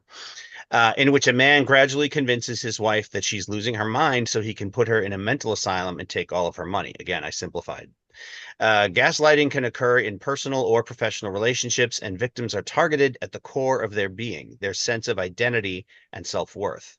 Manipulative people who engage in gaslighting do so to attain power over their victims, either because they simply derive cruel enjoyment from the act or because they wish to emotionally, physically, or financially control their victims. I put a couple of images in there for those who knew nothing, about it. A gaslighter will initially lie about a few simple things, but the volume of misinformation soon grows, and the gaslighter may accuse the victim of lying if he or she questions the narrative. So if the person being lied to tries to say, well, wait a minute, that's not what it was, then the gaslighter might accuse them of lying and make things even more confusing for them. Gaslighters occasionally use positive reinforcement to reestablish trust and confuse the victim. While doing so, they simultaneously attempt to turn others against the victim, even their own friends and family, by telling them that the victim is lying or delusional. Once others believe the victim is struggling mentally, they may take certain decisions away from him or her, since the victim's judgment is considered to be unreliable. A gaslighting victim experiences increased self-doubt as the gaslighter continues to insist that what he/she remembers, thinks, and feels is partly or completely incorrect. The manipulative individual will gradually introduce lies in more sensitive areas, aiming to disrupt foundational aspects of the victim's self-image. This strategy, if used consistently for a period of time, will wear the victim down, establish confusion, and force them to rely on the gaslighter's version of reality. Those who inflict this treatment upon others often have narcissistic personality disorder or are psychopathic by nature. Manipulators have a tendency to present a darker face to their prey and a benevolent face to the rest of the world. Victims then despair in realizing that if they should try to ask for help or speak out, no one will believe that they have been manipulated and emotionally abused. Gaslighters typically repeat their abusive tactics across several relationships. Gaslighting can be psychologically devastating. It violates trust, upends a person's view that people are generally good, and can make them suspicious of everyone who is close to them. Falling victim to a gaslighter also erodes a person's self-esteem and makes them unable to trust themselves. They may blame and berate themselves for having been too gullible, vulnerable, or dependent. The experience may make a victim never want to participate in any kind of relationship again, leading to self-isolation and further distress in the future. And I really Nice. like the picture here where she looks pissed off. Yeah. It's like Are when you she finally lying to me? realizes. I did like Yeah. that character arc, like you mentioned. She kind of comes around after, towards the end, and is like, "Wait a minute, what? Really?" She's like, "Oh, you can see that too," to the other guy. Yeah. Yeah, You hear I that too? I had never heard the term gaslighting before. A couple of years ago on General Hospital, there was a character that was being gaslit, and they kept saying the word gaslight all the time. And I had to look it up. I'm like, I have a vague idea what this means, and I was like, Yeah. oh, okay. I So also love in this picture how the light really accentuates her beautiful cheekbones. yeah, Look at that. It's just this like natural. Stunning. It's not a Absolutely stunning. filter. It's not, it's not Photoshop. contouring. It's just lighting on her natural beauty Oh, face. please. She's got layers on. I mean, she's Layers got and makeup. layers of makeup. She's got makeup on because of the lighting, but I mean, that's the structure of her face. That's not like they're not drawing that in or anything like That's people keep painted saying. on like a Kiss makeup thing. Oh, no, it isn't, So, you dingus. so yeah, this was a remake of a 1940 British film, directed by Thorold Dickinson. I guess one of the things I read after I had done my notes was that MGM really tried to get rid of the 1940 version. They tried burying it real deep, and it never they never could do it 100%. So it's still Wow. there's a version of it still floating around out there, I think. Have to be on the lookout for that.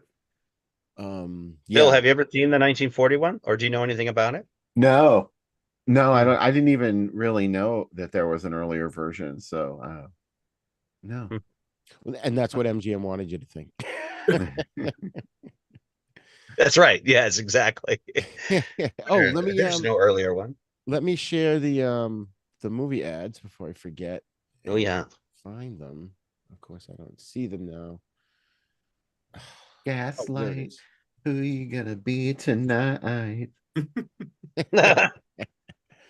All right, this one is from the Evening Star, Thursday, May 11th, 1944. You might see some duplicates to this because Bill sent me a bunch too, and so we kind of both found some of the same ones. But this one is MGM's strange drama of Captive Sweetheart. Charles Boyer, Ingrid Bergman, and Joseph Cotton, and the fascinating melodrama Gaslight. Bum, bum, bum. Do your Charles Boyer sound again.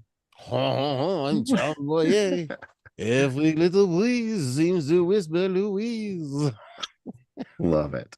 This looks like an ad for Grease from 1978. It does. It kind of Grease does. is the word, is the word. The word that you heard, it's got mood, it's got meaning. Bam, bam, It's the bam, place, man. It's the bam. way we are feeling. Frankie Valli was just at our theater last night. Emotion. Oh, nice. Was he? He puts on an awesome show. Oh my He ought God. to. He's fucking 88 now. We saw him live last year, I think, right? Yeah.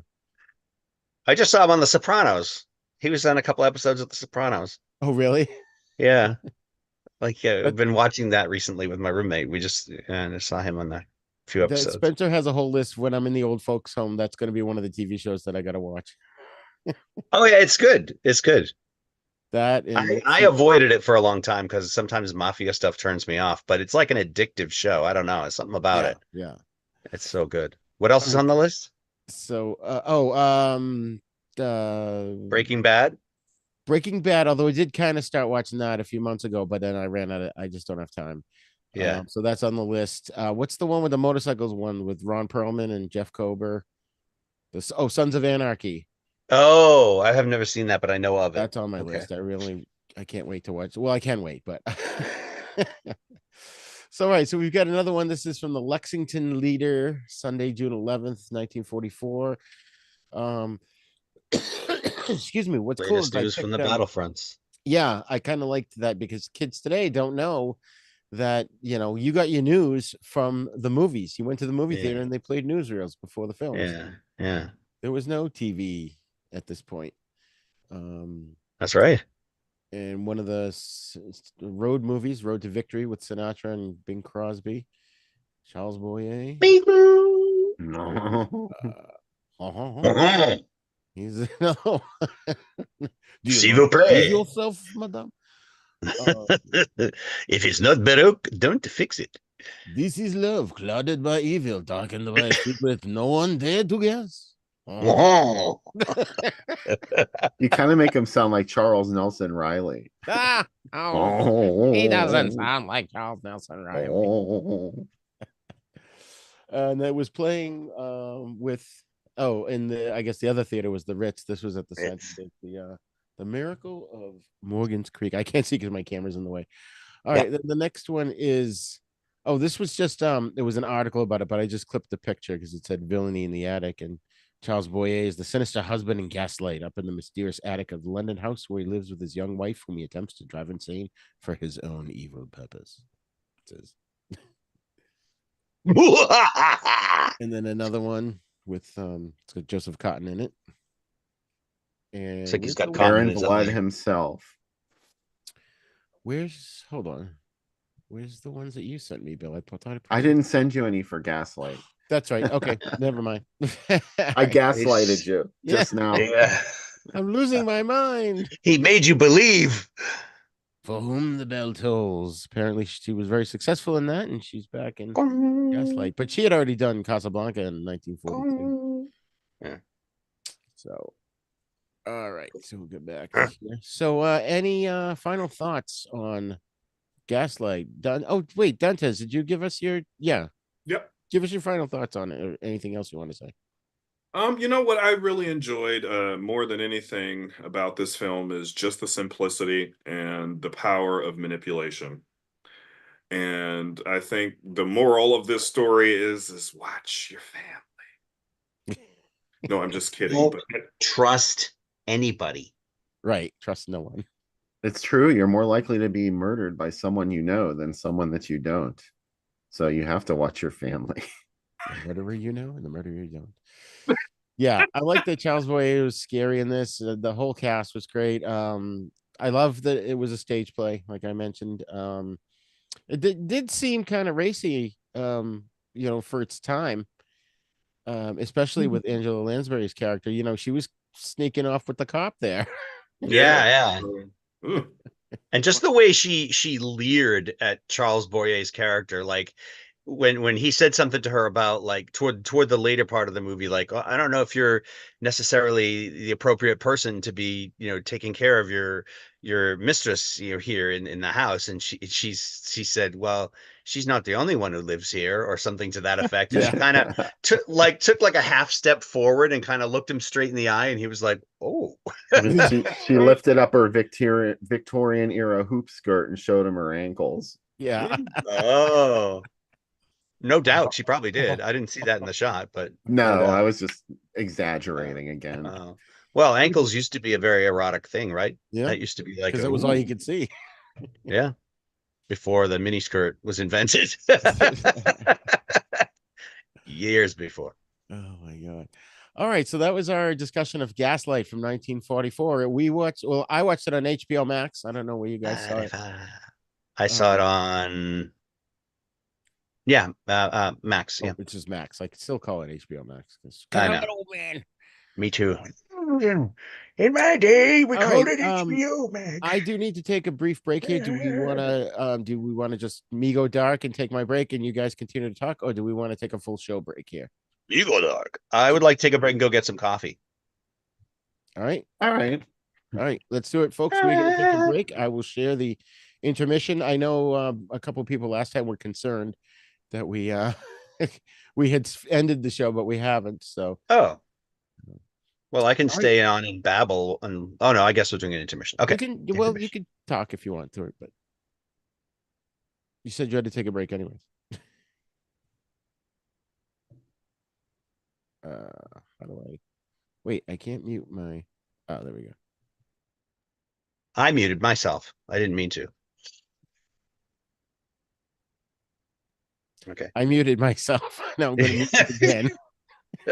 Okay. I'll be right back. All right. It's intermission time, folks.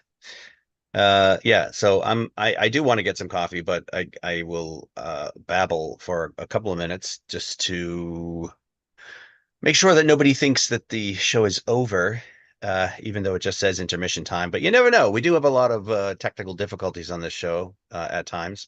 So you might get a sign that says intermission, but it might be lying to you. It might be gaslighting you.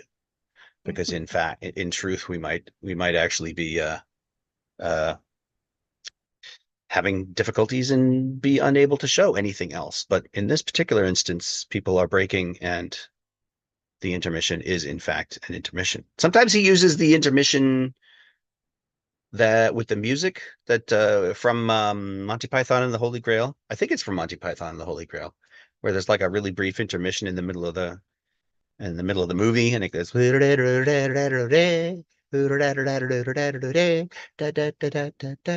Anyway, Roger got me interested in Monty Python when I was a kid.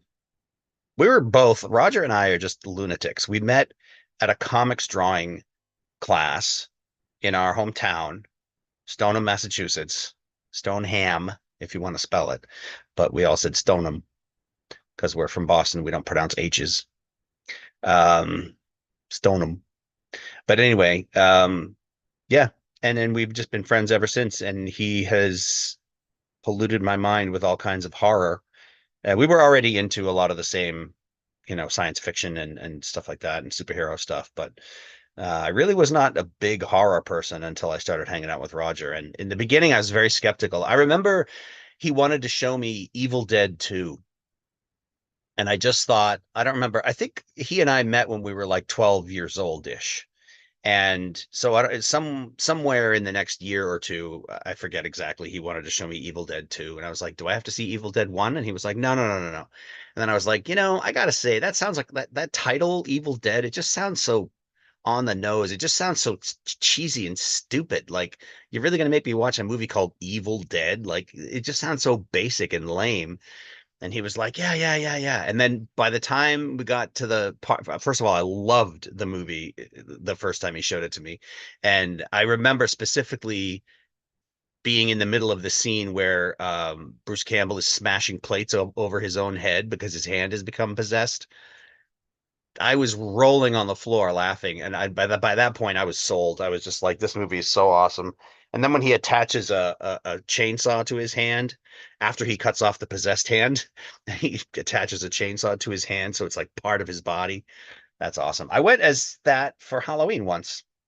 I went as and this is back before cosplay and everything, so you didn't have to make everything super hyper, realistic and authentic looking. So I had like a box and I painted it and I did all the stuff to make it look like a chainsaw. And I had this big piece of black foam core that was like a 1/4 inch, and I cut it out to look like a chainsaw blade, and I put it through a slot in the box and it had like a rectangular hole in it for me to put my fingers through.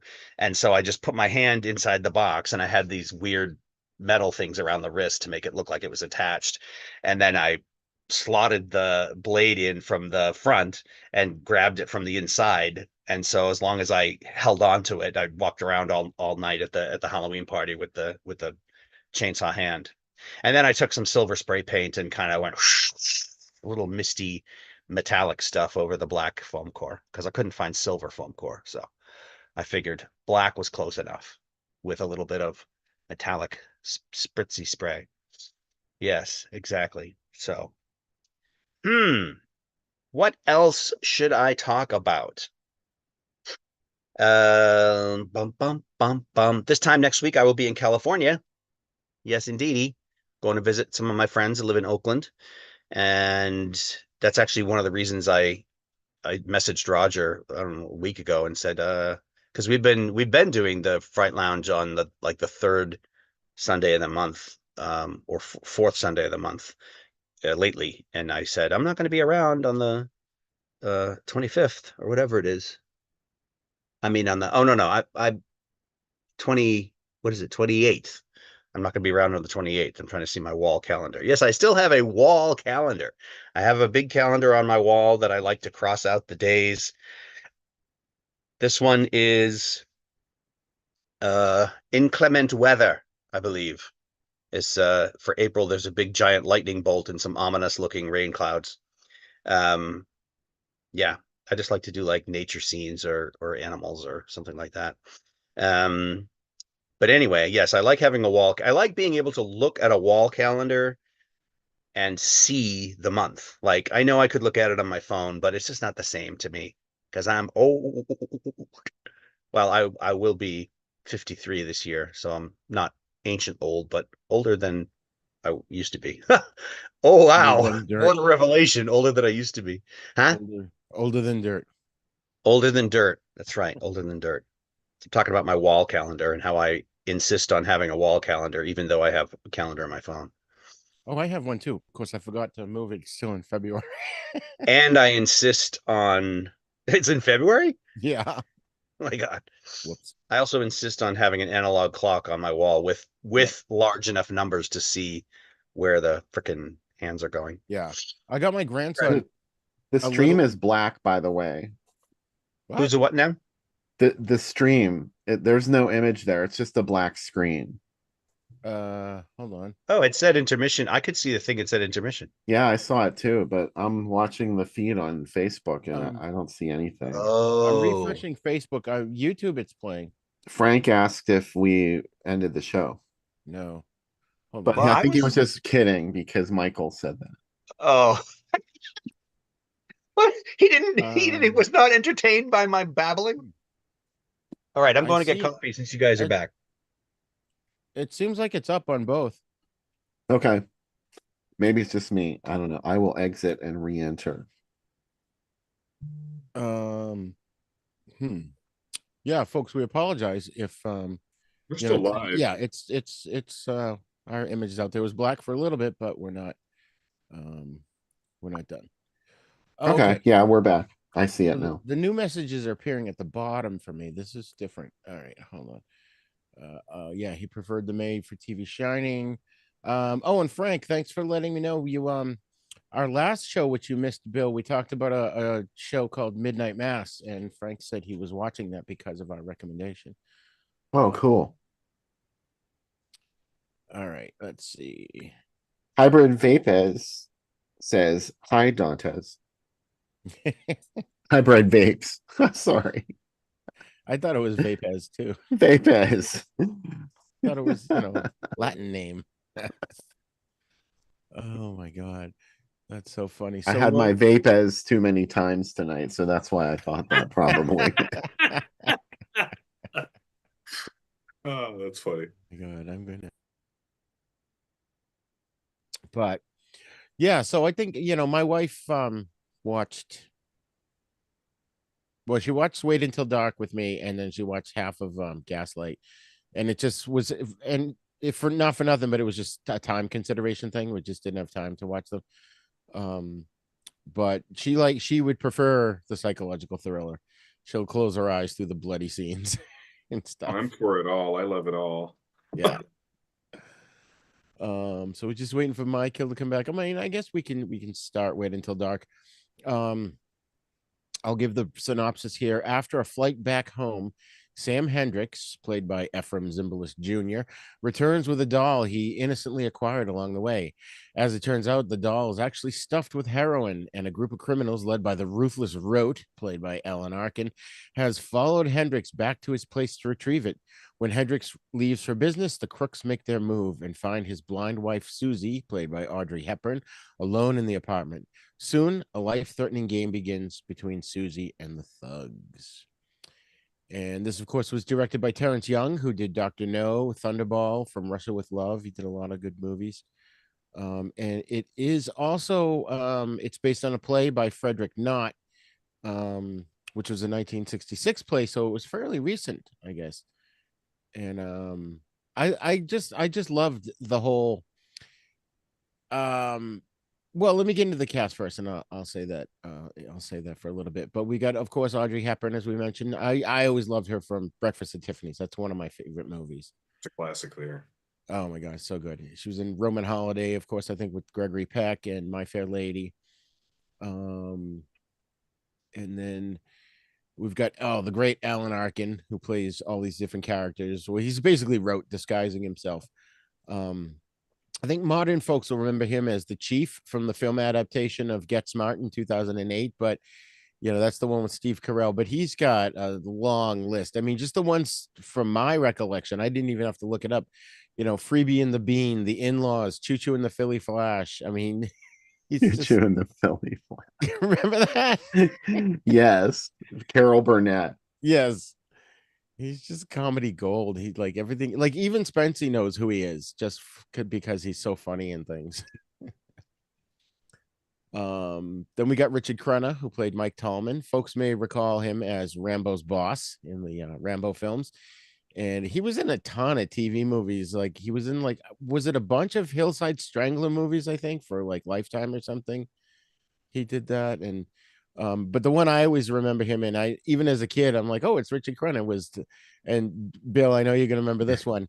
Can you guess which one I'm talking about? Devil Dog from Hell. That's right. No, it's Devil Dog, the Hound of Hell. Yes, the very one. The best scene in that movie is when there's a little kid, he's all dressed up and he's got like a little suit on and his hat, and he's got this leash with this tiny little dog, and I think the dog even has a coat on, and the devil dog comes bolting out and grabs the thing and runs off. The kid bursts into tears. Traumatic, absolutely traumatic. Oh my god, Dante, you got to check this movie out. Crenna is just genius, and I honestly believe that just a little bit of Crenna is enough to change you forever. Alan Arkin in this movie too. You already talked about him. Like, it is weird seeing him in a villain role because he is known for being funny. But I have to say, I'll get into this more later. But his interpretation of Mr. Rote is a little less frightening than the stage play by the same name, who, by the way, Lee Remick was in the Audrey Hepburn role when it debuted. Anyway, many people have played it, and ironically, the first time I ever saw Wait Until Dark was as a 1982 stage play, and the two leads were Catherine Ross played Susie, Catherine Ross from Stepford Wives, and the genius of Catherine Ross in The Legacy. I'll say no more. But Stacy Keach played Mr. Rote in that version, and he was absolutely batshit crazy in that. So that's what I was used to, like this like monstrous Mr. Rote. And Alan Arkin played it cool. He was super cool in Mod. Yeah. So yeah.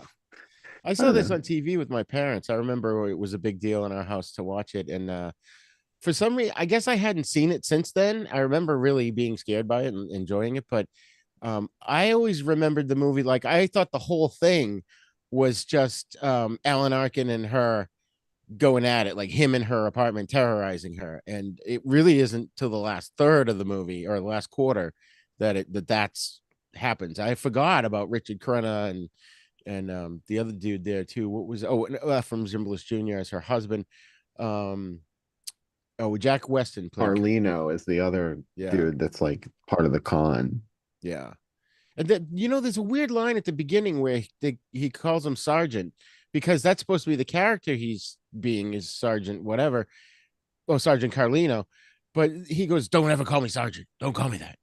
And they don't really follow up with what that was. I thought that was a weird kind of because they're criminals. That both of them are ex-cons that just got out of prison. We don't know their real names. I mean, their names are not Tallman and Carlino.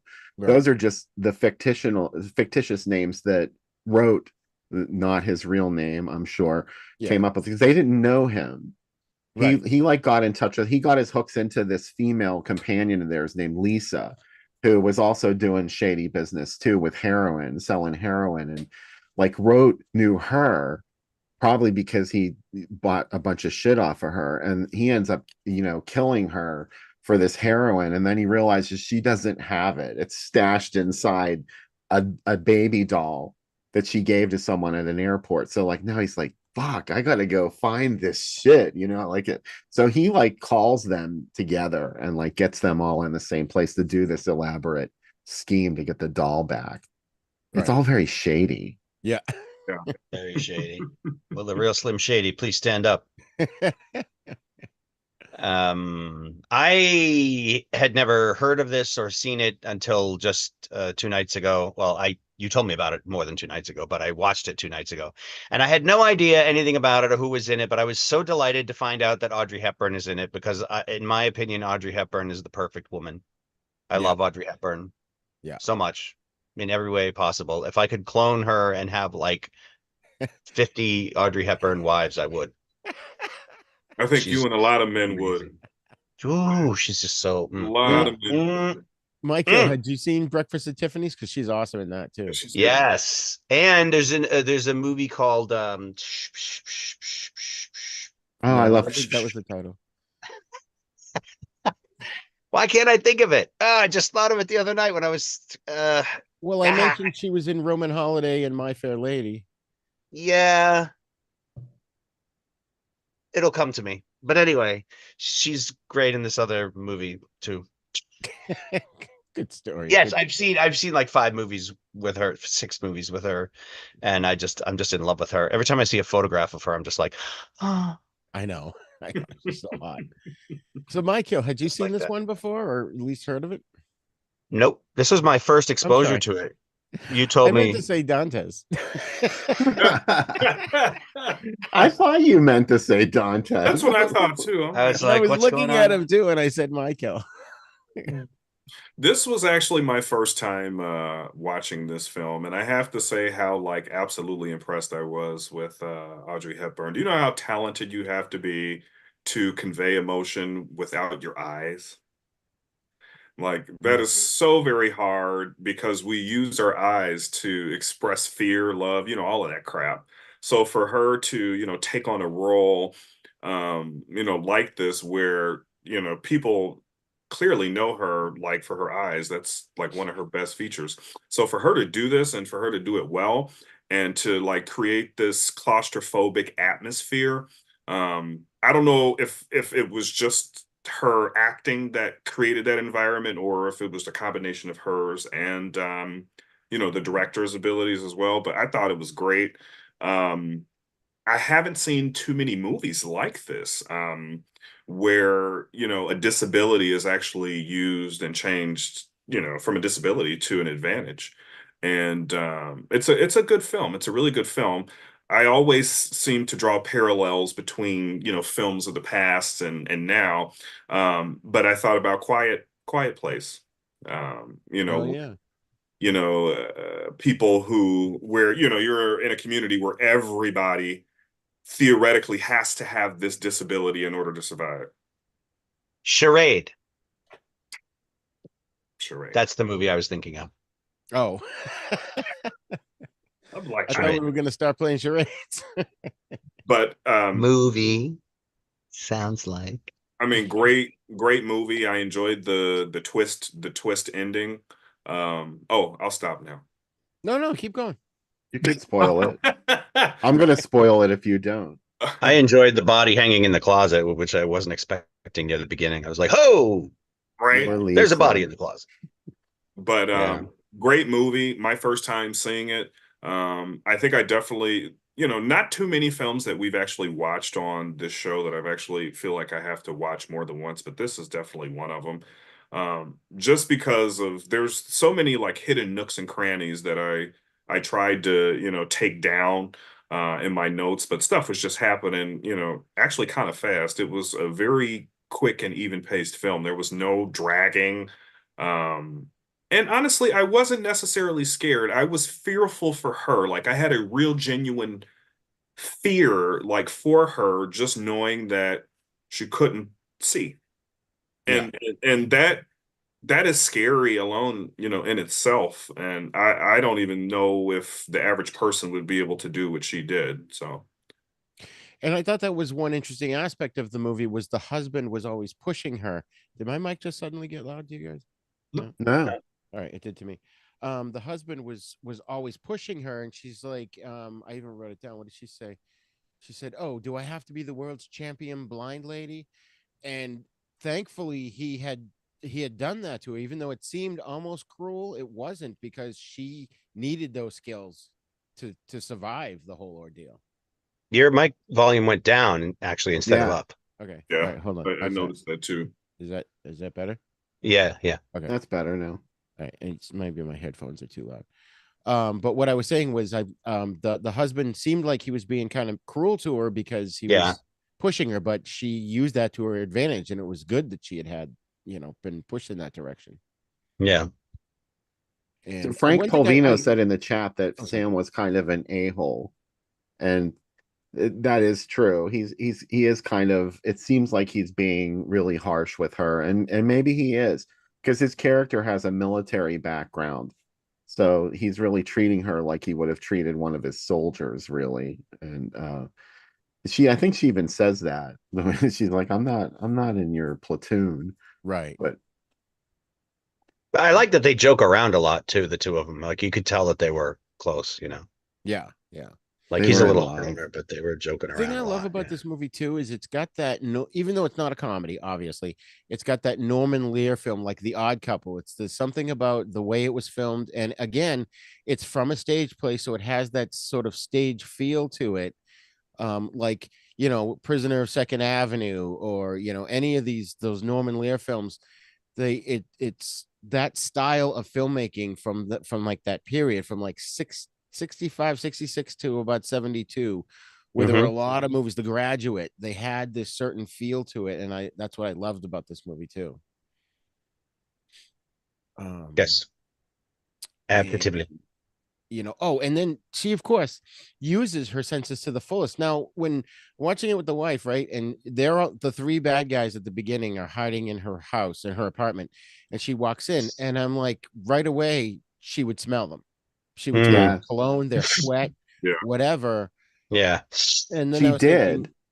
well, she smelled the cigarette smoke is the only thing she referenced. She knew someone was there, but she thought it was Gloria, Right. because Gloria had been fucking with her, like coming down there and moving shit around, A and little bitch. yeah. Yep. The kid needs a swirly, Yeah. big time. But she redeemed herself. She did redeem herself. That's just who she needed too. She's like, I don't know anyone who could have done this better than you, Gloria. Yeah. And that got great. Like the whole system they had, where she's like, Gloria will call and ring two times and hang up, and then if she'll bang on the pipes, that was kind of cool. Mhm. And and again, she would, every so often she would pick up on stuff, like when the Richard Crenna and the other guy came back and they were wiping all their fingerprints off, and after the Carlini, or what's his name, Carlavati, Carlino. Carlino leaves, she's like, why was he wiping everything down? She knew, Why was he dusting everything? He's Yeah. fiddling with the blinds. Yeah. She knew, yeah. Yeah. Did you know that Richard Crenna can train you to eat things that would make a billy goat puke? Yes. I believe it. Well, they wouldn't give me a sandwich, so I blew up the town. Just give me a fucking sandwich. That was my initial takeaway from First Blood when I first saw that. I'm like, they wouldn't give the guy a sandwich, so he blew the place up. Or just put him in jail without shaving him. That's all they had to do. But watching it again more recently, I got a lot more out of it. Yeah, there's a lot more. Yeah, the guy's pushing him out of the town for no reason, and he just found out that his friend died, and yeah, Vietnam trauma and all that stuff. yeah. And one last thing about this film, I still think it is really cool that she was able to memorize like her surroundings and to use like every sense that God gave her to survive. I mean, that's impressive. Like, how many of us actually fall over in our apartments when we come in with the lights out, Like, Right. Sure. And that was wicked smart of her to take all the bulbs. And I was thinking, oh, don't smash them. Yeah. What if you need them? But then the bad guys She would doesn't just take need them them. and put them back in. Yep. What? Yeah. Sam can go buy some more. Yeah, exactly. And he happened to have more too, so that was cool. That was good. Yeah. And then the And then- refrigerator opened so he could have light. And I was like, oh, damn it. Yeah. And then she's in there trying to unplug it and everything. That was really good. And he put the towel in, and she couldn't figure out why it wouldn't close. Yeah, she couldn't. She was trying to close it, and I was like, "Grab the towel, grab the towel." Yeah. You'd think she would have felt over to where the hinge was to figure out Yeah. like why is this not closing? It didn't it could have matter been something anymore. She small, knew yeah. he like the game was up. She just had Yeah, lost. that's Yeah. true. At that Fight point, for it survival. was moot. Well, Was this good. movie too is highly influential because this is one of the earliest examples of the killer that doesn't die, and he's not dead yet, and because he comes lunging out of the bedroom at her, and that was Yes. a huge jump scare. I mean, Yeah. That we was see that all the fantastic. time now, yeah, but that was Yeah. sort of cutting edge when Like this the movie- Terminator, like he's not quite dead, or yeah, he Halloween. dies, but Halloween, yeah, no, it I just became jumped like when that happened. I was like, "Wow, oh God!" I know that was so great. I was really surprised by that. That was awesome. Very well done. Very well done. So I'm going to share some of the newspaper ads that Bill. It's a great movie. It's great. Oh, it's great. I want the blood to go. All right. Participants can now see. Okay, can you Yeah, see the picture? Okay, there we go. What do they Frenna. want with her? What do they want with her? That's do a they want with terrible her? tagline. What did they want with her? What did they want with her? What do they want with her? What's she What got will that they I want don't with have? her? How many verb tenses can we put this into? What have they wanted from her? What will they have been wanting from her? What will they have been wanting from her? What do they want from her after this? Future perfect progressive. Yes, what will they want from her after this? Wait until dark. So this one says during the last 8 minutes of this picture, the theater will be darkened to the legal limit to heighten the terror of the breathtaking climax. Of course, no one will be seated at this time. Because you'll all be on your feet running for your lives. I mean, sure, the tickets are probably what, 25 cents? Oh no, oh yeah, it doesn't say. But you're not gonna even spend that much to come into the last 10 minutes of the movie. What is that a picture of? I think It's it's a her face. flame. It's a so- flame in front of oh. Audrey Hepburn's face because she was terrified. That's how she lost her vision, was in a fire. And she was terrified of fire. And he knew Wait, that. did they talk about that in the movie? Yeah. Well, they had, yes. Oh, I missed that completely. When she explains how she lost her sight to was it Richard Crenna? Coleman, yeah. Yeah. And Oh, she- I must I have. was in an accident, but then oh yeah, she's talking about how she met Sam, and then that's when she describes, the flames. But then it was also that's why they lit the fire, right? Is that what you were getting at, Bill? Yeah, that's his Oh, go-to. yeah. That's the final thing that he uses against her. He's like, I'll save this for last because this will change her mind about giving us the doll, and he threatens to set her on fire. He puts gasoline all over the place. Right. I would have just given him the fucking doll. Like, why was the doll so important? Like, Yeah, dude, if you want the heroin, take it. Because What they did probably she would have care? eliminated her anyways. Yeah, why does Yeah. she care? Yeah, that's true. He would have killed her anyway. They could have Yeah. killed her.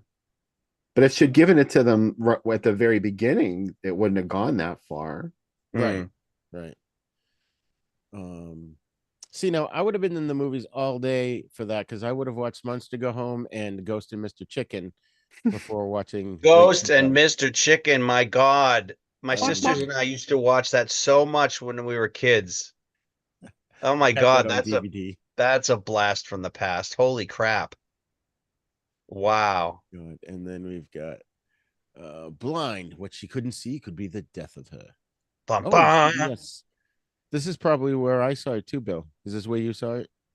No, I had never saw it until probably the 90s. Oh, okay. All right, I have to complain again about the verb tenses. What she can't see could be the death of her would be much more compelling. Why are they using past tense? What she couldn't see. Yeah. It I could see be that. read a number of ways. Yeah. Oh, stop being so diplomatic. He was blind. He wasn't. He had a knife. I'm She telling you, it would be That's- better the other way. She was blind. He wasn't. He had a knife. She didn't. He was out to kill her. didn't. Move closer to your world with Kitla. Kitla. And you Oh, are there. KTLA. Hitler. Kitla. Oh, that's cool. That's, Kyle that's Los Kitla. Angeles, right, Bill? Waldorf Kitla. Waldorf. Kitla's in Los Angeles, right? Yeah, I'm pretty sure that's where this is I from. wouldn't want to run a station that had that nickname. It's just a little. And this is a cool one. Look at this. Yeah, Wait Until Dark, playing with the Mad Room and Chamber of Horrors. Chamber of Horrors sounds like a great movie. Free coffee and donuts on the last show. That's awesome. It's not that great. There's a horror horn and a fear flasher. Every time something scary is going to happen, there's a flash on the screen and a Really? horn. Yeah, Oh, that's lame. A trigger warning. exactly. Wait, what is it, Bill? I missed what you said at the beginning because I was reading something. Chamber of Horrors has a gimmick where it's called the horror horn and the fear flasher. And there's like, acknowledgement that something terrifying is about to happen. So you can, close your eyes. Then we've got another one at the theater. Happy New Year. Happy New Year. Wait Until Dark.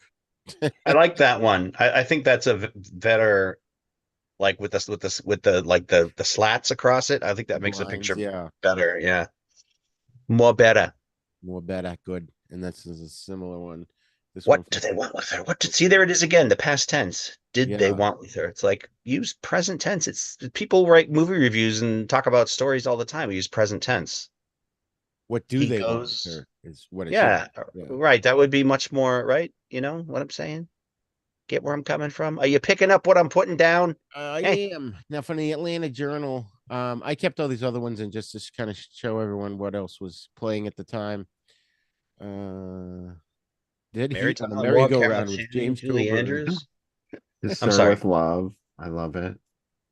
I'm reading the top thing there, the holiday show. Julie Andrews, Mary Tyler Moore, Carol Channing. Wow. I And don't, Jamie I don't know Foxx. James Fox. Jamie Foxx. Damn, he's old. Yeah. Who knew? In thoroughly modern. Dantes, are you going to be leaving us? Yes, I have to take care of some things here. I have a quick emergency, so unfortunately, I have to leave you guys. Oh, gee. Okay, man. Okay. All right. Well, good to see you, and we'll keep you abreast of next month's show. Yes, it was good hanging out with you guys tonight. Have a great night, everybody. You too, You dude. too, Dantes. All right. Okay, so we get some Lee Marvin and James Coburn movies. 2 Lee Marvin. Oh no, Point Blank. It's the same one. Okay. James Coburn though in Dead Heat on a Merry-Go-Round. Women take them. He does. Talk about bad English there. He does. All right. Hooray, picture whip. And then this one I kind of put together. These were all on the same page, but they were separately. But I like that. That kind of thing turns me on. Oh. That collage kind of thing. Mm-hmm. Just because I got lazy and I'm like, I need them all now, and I was doing this at like. Mhm. Mm-hmm. I don't know why that strikes me as so funny right now. You're so Mhm. funny. All right, so there's a lot of holiday shit going on here, and then Sydney Poitier. Poitier. Yeah, there's nothing I don't see in open all year round. Free electrical in-car heaters at the Anthony Wayne Drive-In Theater. That sounds like a fire waiting to happen. Yeah. Those are just before my time. Bill, did you ever go to a drive-in with an in-car heater? No, those were pretty much out of fashion, or they had all burned so many cars Yeah. that people stopped using them. I don't know. It just doesn't sound safe to me. If it was that cold, I wouldn't go to the damn drive-in. Just turn the car on. I'd looking at newspaper But stuff still. from back in the 70s, and the drive-in, like in Boston, like North Reading was open from like March all the way through November. March. Did it not snow back then? I don't remember. March. March. Wait but- until dark. Wait until dark. It's bizarre. It's so bizarre. So bizarre. Hey, I don't pronounce my R's, all right? They're in the yard, not too far from the car. Over All here. right, so final thoughts on Wait Until Dark. I Facebooked you another image, Roger, that I Oh, wanted you you to did? put up. Okay. All right. Um, my final thought about it is it's just to recommend that everyone go out and watch the 1982 version that I was talking about. It's on YouTube. You can watch it for free with Catherine Ross and Stacy Keach. There's also a couple other great actors in there, including Joshua Bryant, who plays Tallman in this one. Carlino, oh God, that actor's name is on the tip of my tongue and I can't think of it. But you'll recognize both these guys. They did a lot of great, they did a lot of guest work on TV in the 70s and the 80s. I'm sure they were on a couple of shows that you watched. And Oh yeah. I just like seeing it, and it's actually literally in front of an audience. So it's live. There's a little bit of overdubbing that you can tell with some of the dialogue, but for the most part, you're seeing an actual live performance of this, and it really communicates the way this worked as a stage play. And it's a Yeah. little more violent than, I mean, the movie's violent too, but just seeing it, the violence is easy to connect with the characters when you're seeing it happen on a stage as opposed Yeah. to theatrically. Right. And there was Tarantino did a version of this on stage in the 90s or the 2000s. He was in it. He played Rote. Oh wow. And there were a couple other big names in the cast, and they really, of course, they ramped up the violence in it, and they beat the shit out of each other on stage. But Of course. yeah. That's But this is awesome. another interesting factor of Stacy Keach's performance. I don't know if you can notice this, but he's wearing an earring. Yeah. Yes. Yeah, I He can has see a it. dangling like earring there, and Keach plays Rote as effeminate in the Ah. play, and I think that's the way it's written as well. I don't know if the makeup is in the original script because I've only ever seen this version do Rote in makeup at the end, but when he's tormenting Susie at the end, like she's already like denied him a couple of times, and he starts to get really agitated, so he takes this pack out of his uh leather briefcase, and he starts putting on cosmetics while he's sitting there talking to her. He's like making his face up, and Wow. he's like vamping for a compact mirror, like, Susie, would you go in there? Shall I help you, Susie? It's really very creepy the way he plays Rote, and a Wow. little more dangerous, I might even say. But Ah. check it out, it's good. Robin Gamble played Carlino. There you go. Thank you so much. He was in Skyline. He was in Contact. Bullworth. Interesting. So he's been around for quite a bit. He's been in like Nip Tuck, Nip Tuck, Nick. Nip tuck. I can never say that title. That series. That was an interesting Yeah. series. I like the one guy that was in that. He was on geez, I can't think of his name now, but he was like his kind of a villainous character on Charmed. Charmed. Yeah. He was one of the main dudes, Yeah. the main surgeons. Yeah. All right. So that I guess is all we have for Wait Until Dark. It's a classic. You gotta see it. I think it definitely like uh what's the word? Uh Not personifies, but exemplifies thriller. Like when you hear this movie is a thriller, like this is like a quintessential example of a thriller, and I think it's just fantastic. And now that I've seen it, I'm going to see it. I'm going to watch it again for sure. Nice. For Bill? sure. Yeah, I agree. I prefer the stage play a little bit more, but this is a different interpretation of the same story, and I like this as well. And of course, the cast is just stellar. And there's always somebody good in these roles in every version that I've seen. There's even a lot of stuff on YouTube, like high schools performing Wait Until Dark. And Mm. for high school productions, they really went all out building some of these sets because it's just one set, Yeah, their yeah. apartment, and it's a lot of fun. I think this is God, this I probably would one have of. loved to do this show in high school. My God. Oh, could you imagine? Yeah. Yeah. Oh yeah. I would have loved to do this. Oh my God, I would have gone bananas. That's so Most of awesome. the high school productions change it to diamonds hidden inside the doll. They don't want to get into the whole Instead of drugs. heroin. Yeah. That Even works though too. heroin makes it sound more dangerous, but Right. Yeah. Yeah, great cast, great acting. I highly recommend this movie. Yeah. Okay, we are going to move on to our last film for the evening. And what time is it? Oh, it's not too bad. I Dismember Mama from 1972, aka Poor Albert and Little Annie. Are we This still sharing this picture of Oh, Stacy I'm Keach? sorry. There we I go. feel I like Sorry. mean, I love we're it. The it's bug-eyed great. Stacy Keach. We're moving on. I Dismember Mama from 1972, aka Poor Albert and Little Annie. The synopsis is a violent sex criminal with some serious mother issues escapes from an institution and goes on a murderous rampage after kidnapping the daughter of a woman he killed. Directed Paul Leader, which I didn't get a chance to look him up. Bill, do you know anything about him?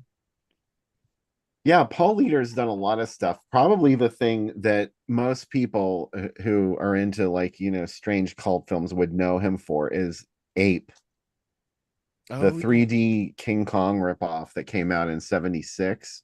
yeah. Um, he he did a lot of very low budget films. Nothing really that was a huge hit, you know. He did a great little talk about psychological thrillers. It's similar to I Dismember Mama. It was called My Friends Need Killing. And yeah, I think it was Troy Donahue that was in that one. Oh, wow. It was one of those like teen pop starish kind of Yeah. folks. Um, and Friends yeah, need killing. one thing that I'll share something that Zooey Hall told me for the Drive-In Asylum interview about Paul later, and I didn't know this, but well, Paul, for one thing, Paul saw Zooey's 8x10 and wanted him for the role. Like he asked Zooey to be in the movie, and he said when I first showed up on the set was the first time I had really met Paul later and spent time with him. We started working on the scene, and all of a sudden he said he was standing there smoking a cigarette and he just like keeled over and like fell and hit and did this really dramatic fall and like caught himself and his glasses fell off, and he just kept talking and stood back up again and like kind of wobbled over to where he started out. He was like, "Oh, Zoe, don't be upset about that. I suffer from vertigo and I'm probably going to do that throughout the whole shoot." He's like, "It Wow. just happens sometimes." And Huh. I also suffer from vertigo, not so violently, but it was interesting hearing that Paul Letter was also a vertigo sufferer. Or as I Never like to knew. call it, high anxiety. Yeah. I thought Zoe Hall looked like a scary Ben Stiller. Yes. He was definitely scary. This like Lego hairdo. It looked like he was just gonna like a helmet. He was just gonna take it off, and Yeah, totally. Like, he had the hat on, and it was just sitting on top of it. on top of his head. Yeah. Yeah. Well, Yeah. The hat and the hair were probably attached. oh, I'm sure. This movie was so disturbing. Mm. I really liked it. When I heard the title, I was like, what the fuck? And then when I went to watch it, I actually okay. When I went to watch it, I went on YouTube and I clicked on something that had the title, and then I realized after like a couple of minutes that it was only the trailer for it. Yeah. I was like, oh, so then I had like a synopsis in my head of what it was, what it was, and then I did a little more looking and I found the actual movie and watched it. But yeah, it was really good. It was really like it went by in like a blink. It felt like it was only like 15 minutes long when I watched it because it was just like I was so focused on it and yeah. It doesn't ask much of your time. I think the version that we have today is a lot shorter because there were some scenes that were cut out. This movie was notoriously repackaged as I Dismember Mama. The original title is Poor Albert and Little Annie, Right. which I think is a much better title for this movie.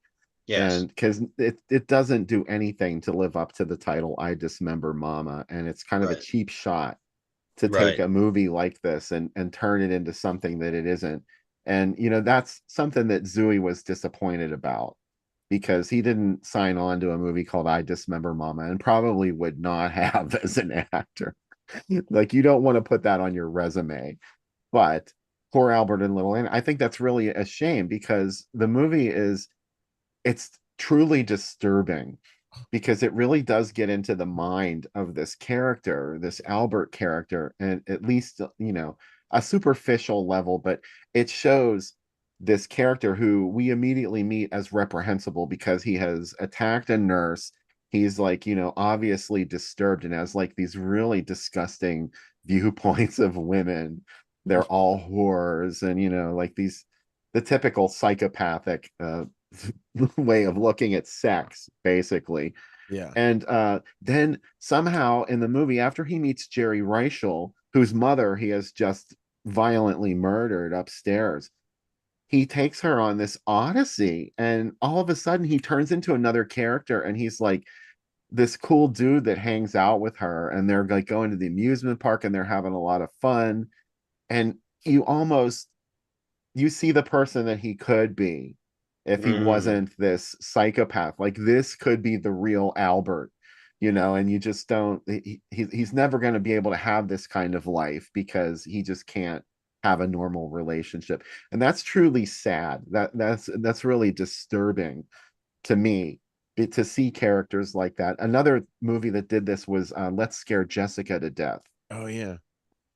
because it presents her, she's just gotten out of a mental hospital, and she's dealing with mental issues, and she knows it. Like, she understands this about herself, and she starts to realize she's losing her grip again. It's going to happen to her again, and she can't stop it from happening. And that's the way I felt with I Dismember Mama. Poor Albert and Little Annie, Yeah. is for the character anyway. That's why I love Zooey's performance. And the girl that played Annie was Jerry Reichel. Yeah. And the one thing I got from her, do you guys remember the Brady Bunch Hour? Not the Brady Bunch sitcom, but they came Yes. after it, called the Brady Bunch Hour, the variety show. Sid Marty Croft. Yeah, yeah. She played Jan Brady on that, which it was most of the cast, but I think she was the only one that Eve Plum, I guess, She was too yeah. big for Brady Bunch Hour. Eve Plum had just done Dawn, Portrait of a Teenage Runaway, and she was going to be a serious actor. So she's like, I've moved on from the Right. Brady Bunch. And the guy that played the detective was Greg Mullavey. And I remember him as Tom Hartman and Mary Hartman. Remember that show? Yes. You remember Louise that, Mike? Lasser. He was so useless. He just came in and started like touching. I've seen that a lot in movies lately. I don't know what it is. I thought you weren't supposed to disturb the crime scene, but I see a lot of like in different movies and shows that people, they just come in, they start like touching things and moving things, and I'm like, wait, whoa, whoa, whoa! Like, what do you like? You just got there and you're already touching things, but Well, when the first time I thought of that was in The Crow, when Ernie Hudson's the cop and he's at the crime scene and he's smoking a cigarette and he drops it on the ground in the apartment and then puts it out with his foot. I'm like, yeah, you're contaminating the crime scene. I know. What the fuck? Although that, yeah, I don't. Yeah, you're totally right. Yeah, I don't know why they. He was in Greg Mullavey, I think. Mullavey. I'm not sure how to pronounce his last name, but he was in Bob and Carol and Ted and Alice, Paul Oh, yeah. Mazursky's film from That's right. the 70s or 69 maybe. Yeah. So that's another place that I remember him from. I mean, the police in Poor Albert and Little Annie are useless. It's almost like Yes. Giallo police. They just don't know They are anything. useless. That they know that this psychopath has just escaped from a minimum security mental facility, and that he's going home to kill his mother. Yeah. There's nobody waiting there for him. There's a Right. maid who he murders, and Right. there's no police waiting there. Like, obviously the place where they know he will go. So that's the biggest. And they don't make sure that the maid is gone. Like, oh yeah, we No. told her. It's like, what the fuck They are you call doing? and she doesn't answer, and the mother's like, oh, she must have left. Oh, she's fine. Yeah. Oh, she did. And like the scene before he escapes, they're trying to explain to the mother that he needs to be in maximum security, and she's like, "Oh no, he doesn't. Oh come on, he's not that bad. What are you gonna?" Blah, blah, blah. And then all of a sudden, it's like he escaped and he's coming after you. She's like, "Oh, well, maybe I don't want to be home when he gets there." Like, Now maybe I can admit it. Now that my ass is on the line again. right. That's the problem with rich people. They never go to jail and they never stay in a mental institution. It's like and she's the ultimate parent who enables her child to have these like crazy indulgences. Remember, there's the part where she admits to the police officer, or the doctor rather, that she slept in bed with Albert. She's like, he yeah. would climb into my bed and I would cuddle him. I'm like, oh, well, no wonder he's all fucked up about sex. Yeah. What's wrong with you? Right. Oh, I just saw Dante's chat thing, so I apologize to Dante. Yeah, I didn't notice it right away either.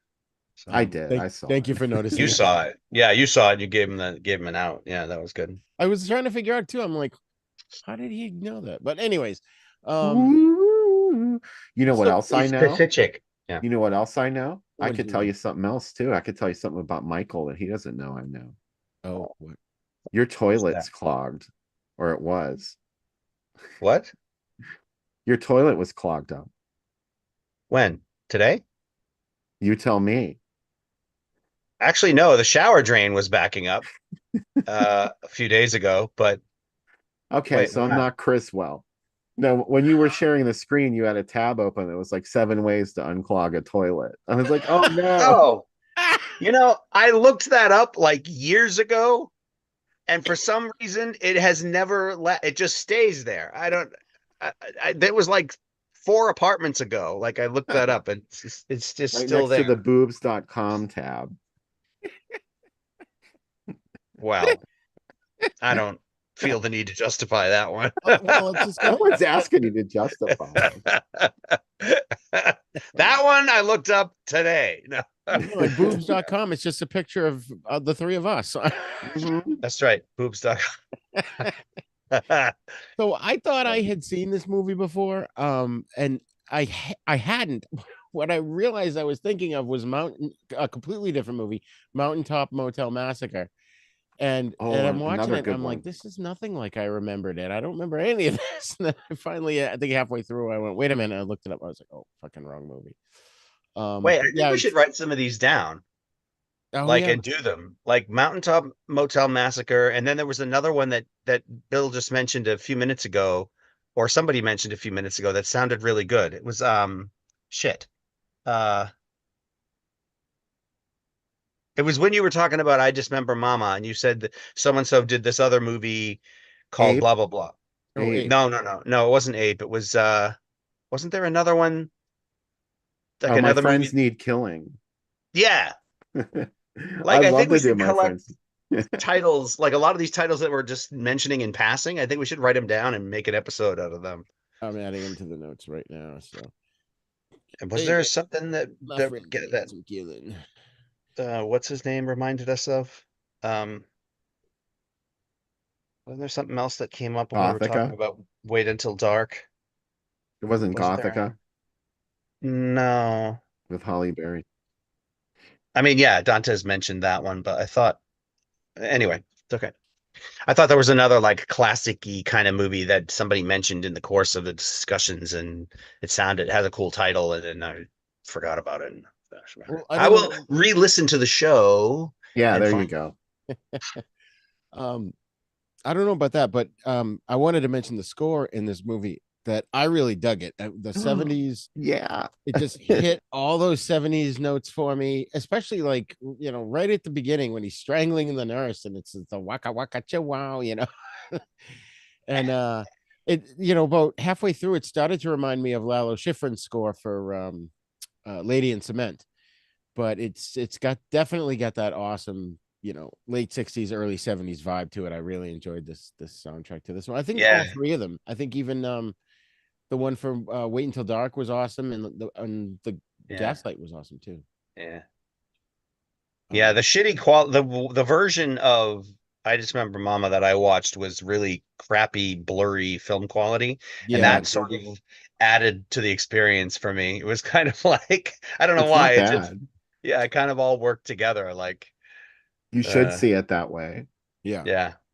I would Although, love to see a cleaned up version of. I'd like to see the original cut because this is. I started to say this and got distracted, but when this movie was reissued as I Dismember Mama, Cinemation, I think, was the distributor that had this, and eventually Harry Novak got a hold of it too, who is one of the sleaziest distributors out there. But Cinemation originally put it out as I Dismember Mama, and they wanted to put it together as a double feature with a movie called The Blood Spattered Bride, Right. which is a Spanish import.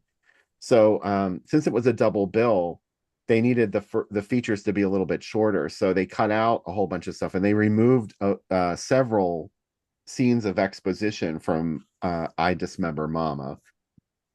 And it was all stuff between Annie and Albert, like during their odyssey of, having fun at the park. And then he takes her to a motel, to a hotel, like a fancy hotel. Yeah. So they just left all the sleazy stuff in it, which I think was, I would love to see these additional scenes. I think Jerry Reichel is really good in this movie too. She's pretty authentic in it, Yeah. at least for the most part. She has to do some pretty scary things at the end too, Yeah. and she handles it so well. It definitely, there was like the whole, like him, like the montage of the two of them and then him like pretending they're getting married. That just creeped me out. Mm-hmm.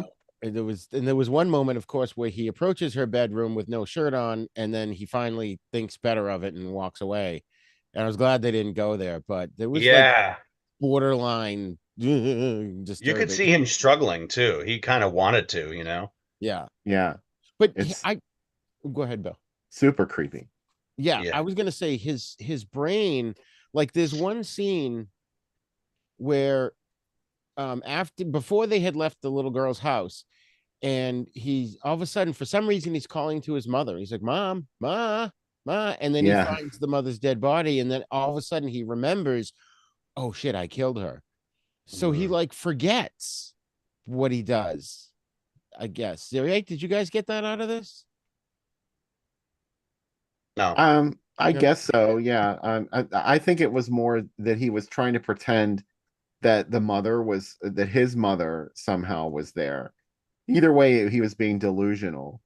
So Right. Oh, I thought he obviously, was yeah, trying to make the girl think that he was going up to. I don't. Yeah, I don't know. That makes no sense. Never mind. Shut up. Right, because he had told her she went to the doctor's. He told us yeah. that it makes no sense. Yeah, I just realized it as I was saying it. It makes no sense. I'm like, why is he calling for his mother? And so but I Yeah, wonder Yeah, if he does psychotic things and sometimes gets blackouts on them and doesn't always remember. yeah, it could be. Yeah, But because a lot of the time you know, he acts like he didn't try and kill his mother either. Like yeah, he yeah. with one of the doctors. I wanted to say two things. One is that uh when that whole scene when he's like telling the maid like what to do and everything and if you do what I say I won't kill you, blah blah blah, like that whole scene was so, the woman played terrified so well, yeah. and I was Eileen so afraid. Tracy. Yeah, I was so afraid for her, and that whole scene I was just like, what is this fucking sicko trying to accomplish? That's one of the scariest things in the whole movie is just that scene. The rest of it isn't all that scary. There's a thrilling chase scene at the end, and then right before Yeah. that happens is another murder. But for the most part, that's the centerpiece of the movie, at least for me, is that whole sequence because it's really, you get sucked into it, and it's, at least I did. I don't know, maybe some people think it's cheesy, but I thought it was really scary. Oh yeah. And No, it was she definitely shakes his terrifying. hand and then he won't let go of her hand. I mean, Yeah. that alone was creepy. Yeah. Why would she do that too? Like, I don't know why she didn't want to get the hell out of there because she knew what happened. I don't know. She Right. I knew think that she he just was thought if she could be nice and then get past him and then Yeah. Yeah. That She's was like, "Oh, I'm gonna make you some fried chicken." yeah, yeah. I can make that. Fried Yeah, chicken especially. the other thing that I thought was odd a little bit was when he decides he's not gonna do molest the little girl, so he still has the urge, so he goes out to that bar and he hits on that blonde chick and takes her back to the room, and then they're like kissing and whatever, and then he's underneath her on the couch, and she's like kissing him and kissing him, and he's like going, no, stop it, stop, wait, Yeah. stop. And I'm like, that's so bizarre, because it's almost like the reverse of what happened between him and the nurse at the beginning. Right. Like Well, she was down and she was saying stop, and yeah. I think that's hinting at the creepy stuff that happened between the mother and his real mother and him. Was that maybe like, because she said, I used to take him into my bed. He used to come into my bed and I would hold him close. So I think he was reverting to one of those moments where she probably like, committed some sort of sexual assault on him when he was a child, which would explain a lot about about his psyche. Fucked up. Oh my god! And that end chase that when you guys mentioned, I really liked that. Except, Yeah. I feel like when it got to slow mo, for absolutely no reason, I swear that was just padding because they had cut stuff out and they needed a couple extra. Yeah. Yeah. But the girl was smart. She just disguised herself as one of the mannequins with the makeup. I thought that was brilliant. Did What she? other movie? Yeah, she did. Well, I mean, they show her like that, but I thought Albert just imagined her like that because they show her again and she doesn't have the makeup on. Oh. Yeah, good point. See, I thought she was disguising herself so he wouldn't notice her. Oh, maybe you're right. She just like stood still and hoped he Yeah, didn't she see was just her. standing still, but Oh.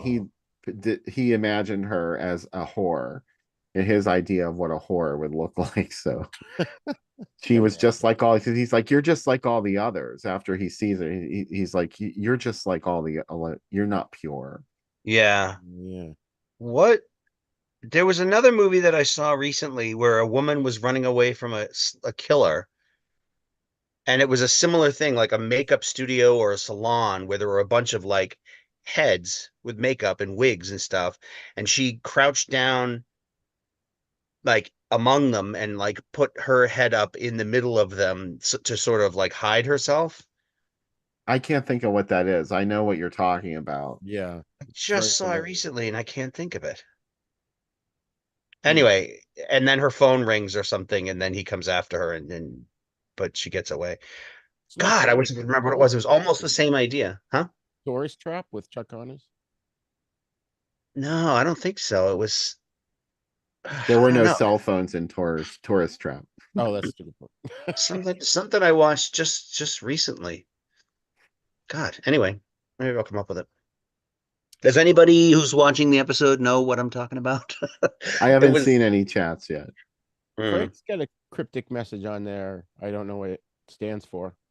Let's scare Jessica to death. Oh, very nice. Very nice. All right, good. I thought it was something to do with LSD or something. Oh yeah, that was the other movie title. Ah, yes. That was the third movie title. Thank you, whoever posted that. That was That was the Frank other movie Polvino. title. Yeah. So write that one down. Write those three that we just. My Friends Need Killing, Scare Jessica to Death, and the Mountain Motel Massacre or whatever. Mountain Top Motel Massacre. You would never have to twist my arm to talk about Let's Scare Jessica to Death. That's I one mean, of all my three of those just sound so great because they are just such cool titles and stuff. I just think that would be a nice trifecta episode. Yeah. Thank you, whoever posted that. It was See? Frank Polvino. Frank, sorry, Frank. How about My Brother Has Bad Dreams? You should Hey. watch that sometime. You want to overload us? Well, I don't know. We could do 4 if they're short. Well, No, I'm just throwing titles out there. I'm just writing it down too. But I was thinking, for me, in my mind, Let's Scare Jessica to Death always goes with Dominique is Dead. Or is she? Or is she? Yeah. My Brother Has what? Bad Dreams. Okay, Bad Breath. The original title is Scream Bloody Murder. Oh, but there was another movie that came out that was also called Scream Bloody Murder at the same time. About the one everyone knows is the Scream Bloody Murder about the kid with a hook for a hand. Right. And the other one was this movie called My Brother Has Bad Dreams. I had the director and one of the stars in Drive-In Asylum issue number 24, another bucket list interview crossed off. Amazing film from 1972, same year as Poor Albert, Little Annie. So much great stuff came out in the early 70s. Oh yeah, yeah. We should do movies with like Hook as a hand or Hook as a as a weapon. You know, Chamber like of Horrors. You I'll bet we mentioned could Chamber find of 3 or Horrors. 4 that have like a hook weapon. That would be In doable just Chamber as of a Horrors, he has a category. detachable thing. It's like sometimes it's a cleaver and sometimes it's other stuff. He's all tricked out. That's awesome. That sounds great. We could do severed head movies too, with like they saved Hitler's brain or something.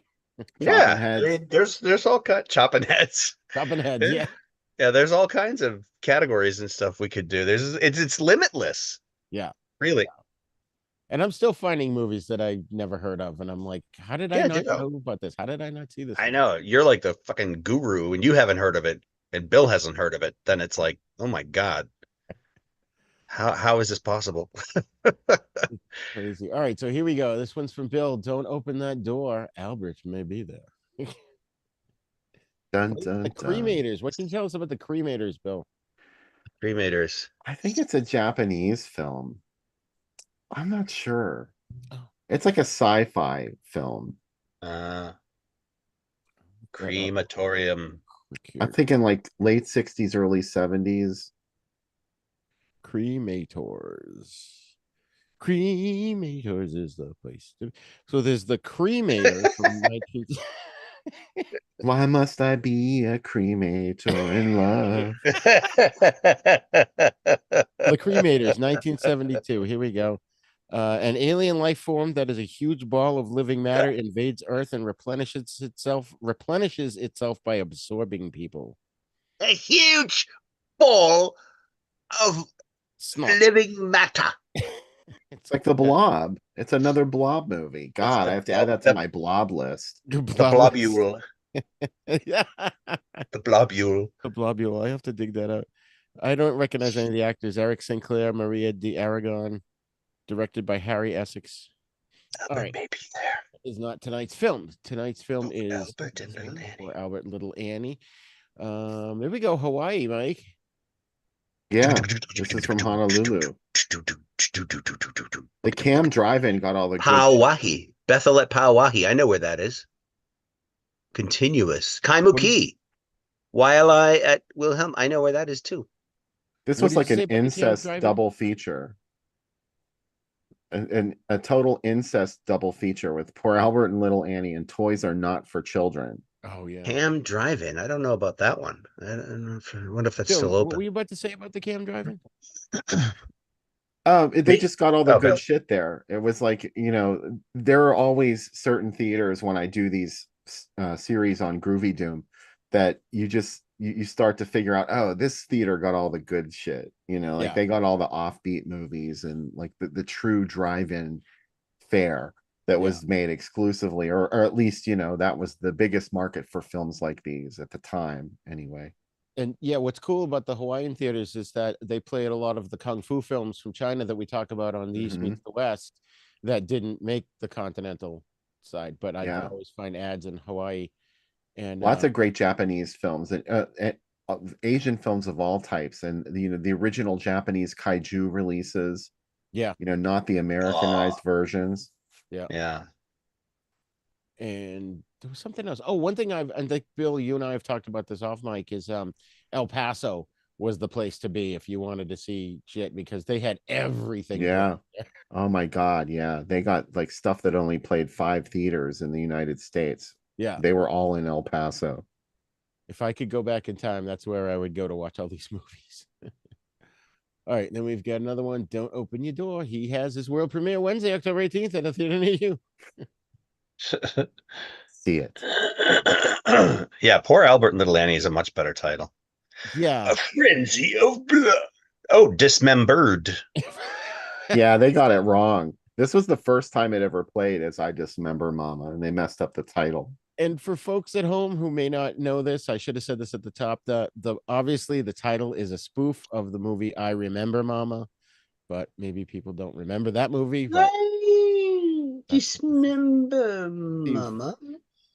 I Dismember Mama and the Blood Spattered Bride. So he dismembered 2 people. That's cool. Spattered Bride. That's an alternative title for Kill Bill. Blood Spattered Bride. That's where he got that from. Really? Yeah. Oh. That would be one to add to our list also. Hey, Which hey. Bill, did we talk about that one already? No, we have not talked about blood spattered What's the one bride. Bride with Robin movies. Strasser? Oh, The Bride. The Bride Yeah. is Okay. is the one we talked about. We could do movies with the word bride in the title. There you go. Don't open that door. Apparently, Albert that's may be the there. catchphrase. Albert hated women. It started with his mother. Albert got a knife. Poor women. Poor Albert. Poor women. Poor Annie. They're trying to tie it in. The child woman he wanted to marry, not kill. Do you know Admitted that Cupid. if Albert's mother had been alive in medieval times, she would have been stoned to death? Yeah, she would have been murdered or run out of town. She was a whore. So these Men women were trusted Albert. gentlemen and women were virginal. Yes, and pure. Am I pure? Yes, yes, you are. And then there we go. We got more. Another one with the blood spattered bride. And then we've got another one. Oh, what's that little cup? Can't really read what's on the cup. It's an upchuck cup. Oh. Oh my You- God. You got it on your way into the theater to see this double feature. And there's a great, I think, Michael, it was you that mentioned that you watched the trailer.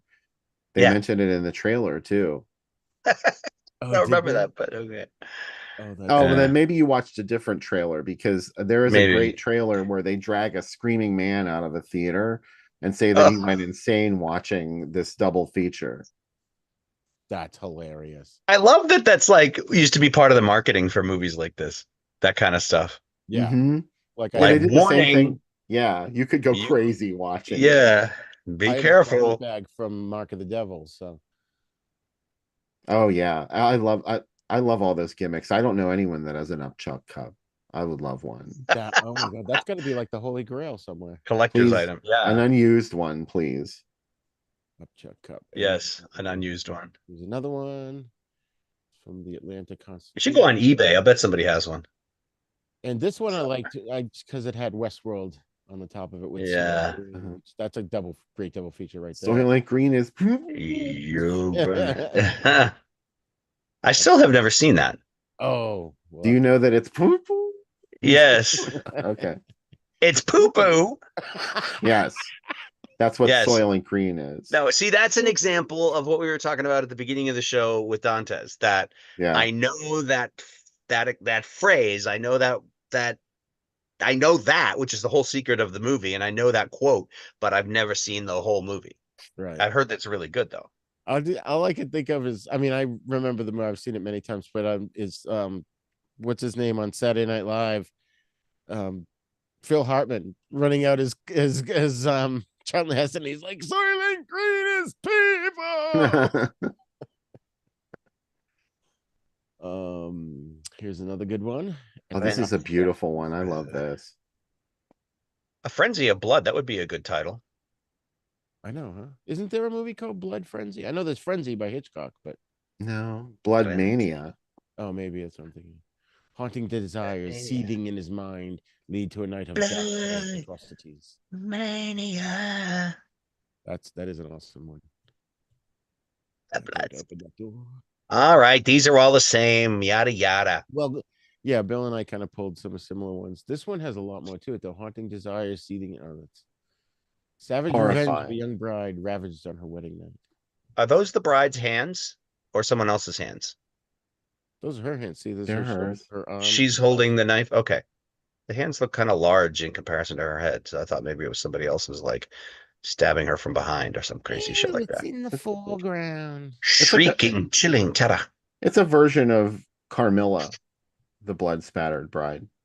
The Carmilla? vampire? No. Carmilla, yeah, the Sheridan Le Fanu story. Okay, yeah. Check time or call theaters for future times. No, don't call the theater. It's so fucking annoying when you work at the theater. Have somebody call up. What time is the movie? Speaking Like, of the theater, I'm call going to the go on a fucking quick recording. tangent here. I'm trying to work here. I'm going to go on a quick tangent here. I watched, my wife and I saw, I think I might have already mentioned this live. I'm not sure if I did, but I'm not going to talk about it too long. But the Ministry of Ungentlemanly Warfare, which is the true story of Winston Churchill working with Ian Fleming to create the world's first covert operations team. It's just fucking phenomenal. I highly recommend it. I'm not even going to say any more about it. The other thing that I felt almost the same way was have you guys heard of Late Night with the Devil? Oh, I just watched it last night. Yeah, me No. too. That was amazing, wasn't it? I loved it. Yeah. Is it I on thought TV? On streaming? It's on Shudder. Late Night with the Devil. It's basically this talk show, and it's this guy who kind of wants to be Johnny Carson, but Johnny Carson just keeps kicking his ass in the ratings, and then Ah. he ends up I don't want to give too much away, but it Yeah, I now I remember you told me before. yeah, I think I yeah. texted you earlier. But Yeah, yeah. I basically one forgot. of his guests has some supernatural issues, and it's just the way they do it, it's what? supernatural issues. It's like a watered down way to say that she's possessed by the devil. I didn't want to say it. Had some supernatural issues. They had some of those in The Exorcist as well. Tell us about Reagan. Well, she has some supernatural issues. There have been No. some good exorcism movies besides The Exorcist over the years. Which I meant to mention earlier. Dantes mentioned the newest Exorcist film, which I thought was really good. It's not a remake, it's a continuation because Yeah. Ellen Burstyn's in it, and there's a few other cameos from the original. I haven't seen it. It's very good. I forget what it was called, but Was it like Believer. recent, like last year recent? Like, Yeah. or Yeah. Like, well, earlier this year. Exorcist Believer was Yes, the that's title. right. Hmm. Yeah. Believer. It Believer. sounded like I said plural. Believer. Imagine Dragons did not do the theme song. Did you see how I just disappeared? Voink. I liked it. Yeah. It was Poof. You're Time like, Porter. You look like Volnavia coming out of the dimension of time, and Dr. Phibes rises again. Volnavia. Why do they name her that? Because every time I hear that, I think of vulva. Vulva. Yeah, I think you just answered your own question, Roger. I suppose. Vulva. All right, so let's wrap this up. You get a little unnecessary slow-mo, but in the end, he ends up taking a header out the window with a mannequin. The And window. I liked that. I liked the header Yeah. and the smashed mannequin and how he was like all fucked up on the ground with his arm twisted up. And I thought he was going to stand up again and do like the he's not quite dead bad guy thing, especially since the cop turned his back. Like he was hugging the girl and turned his back on the corpse. And I'm like, don't turn your back on him. He said he'd get up and stab you in the back of the head. But then he didn't because he was too fucked up from the fall. but then he didn't. But then he didn't. I was like so sure it was going to happen, and then it didn't. In a lot of these kung fu movies, there's always this one character who's like mortally wounded. He's bleeding out the front or something, like he's been stabbed through the heart. And he's got to run 26 miles because he's got important plot information to relay, and then he dies. Always the guy with the plot information. Man. That was one of the things in speaking of Kill Bill, where like she chopped that woman's arm off and she was like bleeding out in the club where the bride had gone in, and like I'm like, she would have been dead. Like there's no way. Like she laid on the floor with a severed arm while the whole fight was going on. And then she put her in the car and drove her somewhere and rolled her down the hill for someone to find her. And I'm like, she would have been there would have been no blood left in her body by that time. She would have been There's dead. a lot of things that people can't really do that are in those movies. So I mean, if she had just like cut it off and like tied it off or something just to make would it have been a little good. more plausible, maybe. But I was like, oh, this is so stupid. But I loved it. All right, so final thoughts on the I Dismember Mama. Bill, why don't you go? it's really one of my favorite obscure movies. A lot of people haven't seen this, and it's something that is ripe for rediscovery. I think a company like Vinegar Syndrome, Severin, Arrow, hopefully somebody has this on their radar. AGFA. I hope someone brings a nice cleaned up version of Poor Albert and Little Annie to our home media, because I think there is something there. It's not just a forgettable film. It's stuck with me in my memory for many, many years, even after I'd seen so many other things after that, but I keep going back to it, and like that horrifying scene between Zooey Hall and Marlene Tracy. And there's something special about it, I have to say. And I love the way it treats the material. It's lurid, yes. It's, disturbing, yes. And it just sort of like changes genre. I love movies that change genre halfway through. And I think earlier, somebody mentioned that it turns into a horror movie towards the end. What movie were we talking about? Something scary happens in it and it turns into a horror movie. But I Dismember Mama turns into one of my favorite genre films from the 70s, a finding yourself movie. And that's what it's presented as in that middle section with Albert. He has escaped this prison, or it wasn't a prison, but it wasn't even a maximum security hospital, but he sees it as that. He was being, cooped up here, and it was all because of his mother, and he knows that the reason he is the way he is because of his mother. It's really her fault because she molested him, when he was young. So he knows she's the real villain here. And it's tragic in that way, and it's especially tragic because Paul Letter is able to turn it into a completely different kind of movie for a brief period there before it goes back to being a horror movie. And he ends up, well, I don't know if you guys know this, but there's a sequel to this movie that Paul Letter made in 1994 called Killing Obsession. No, I didn't know that.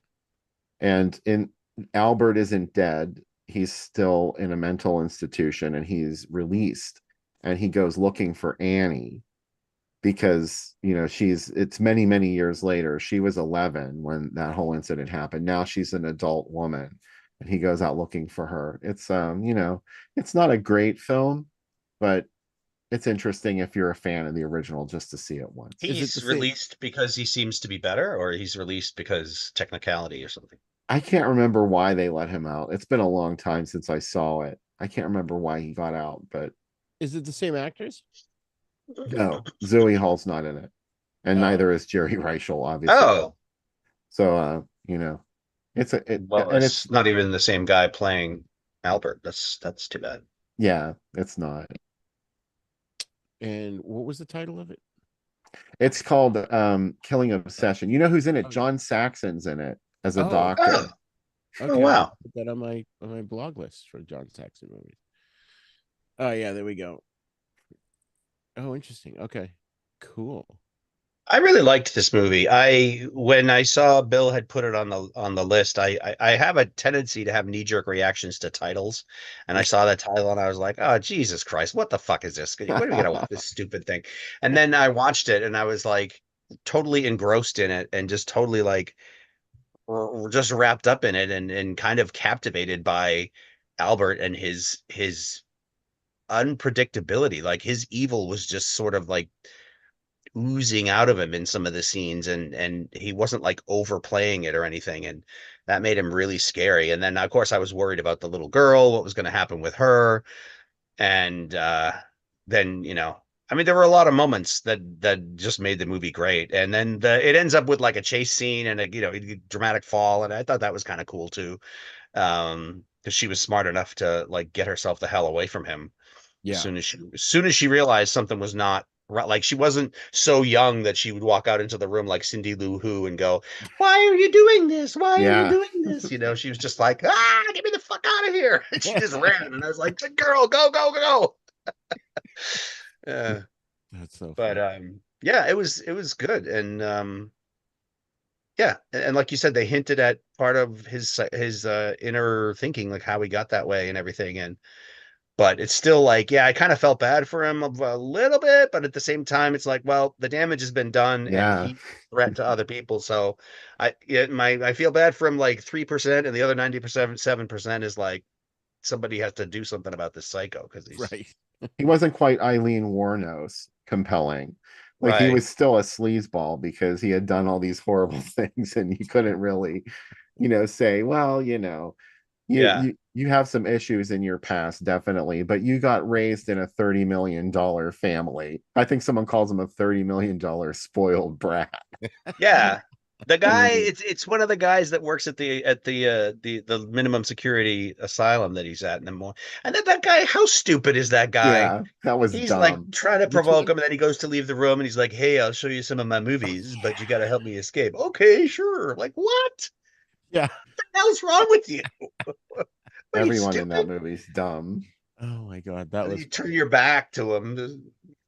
you treat him like shit, and then Yeah, like you try to provoke him into a fight, and then all of a sudden he's your buddy. Like, what the hell? right. Rigor, what are your feelings about this movie? I loved Yes. it. I thought it had a very 70s vibe. I found it disturbing. There was a lot of it that bothered me. But wasn't as disturbing as what was the one you made me watch 3 times, Bill, the Last House on Dead End Street? I made you watch it 3 times. Yeah, I think because we had planned it and then it didn't work out, and so so I had already watched it like once or twice, and then we finally scheduled it, and then so I watched it again. And I was like, oh, I forgot why I hated this movie. I never want to see that movie again. That movie really upset me Same. in a So good way, but yeah, once is but enough.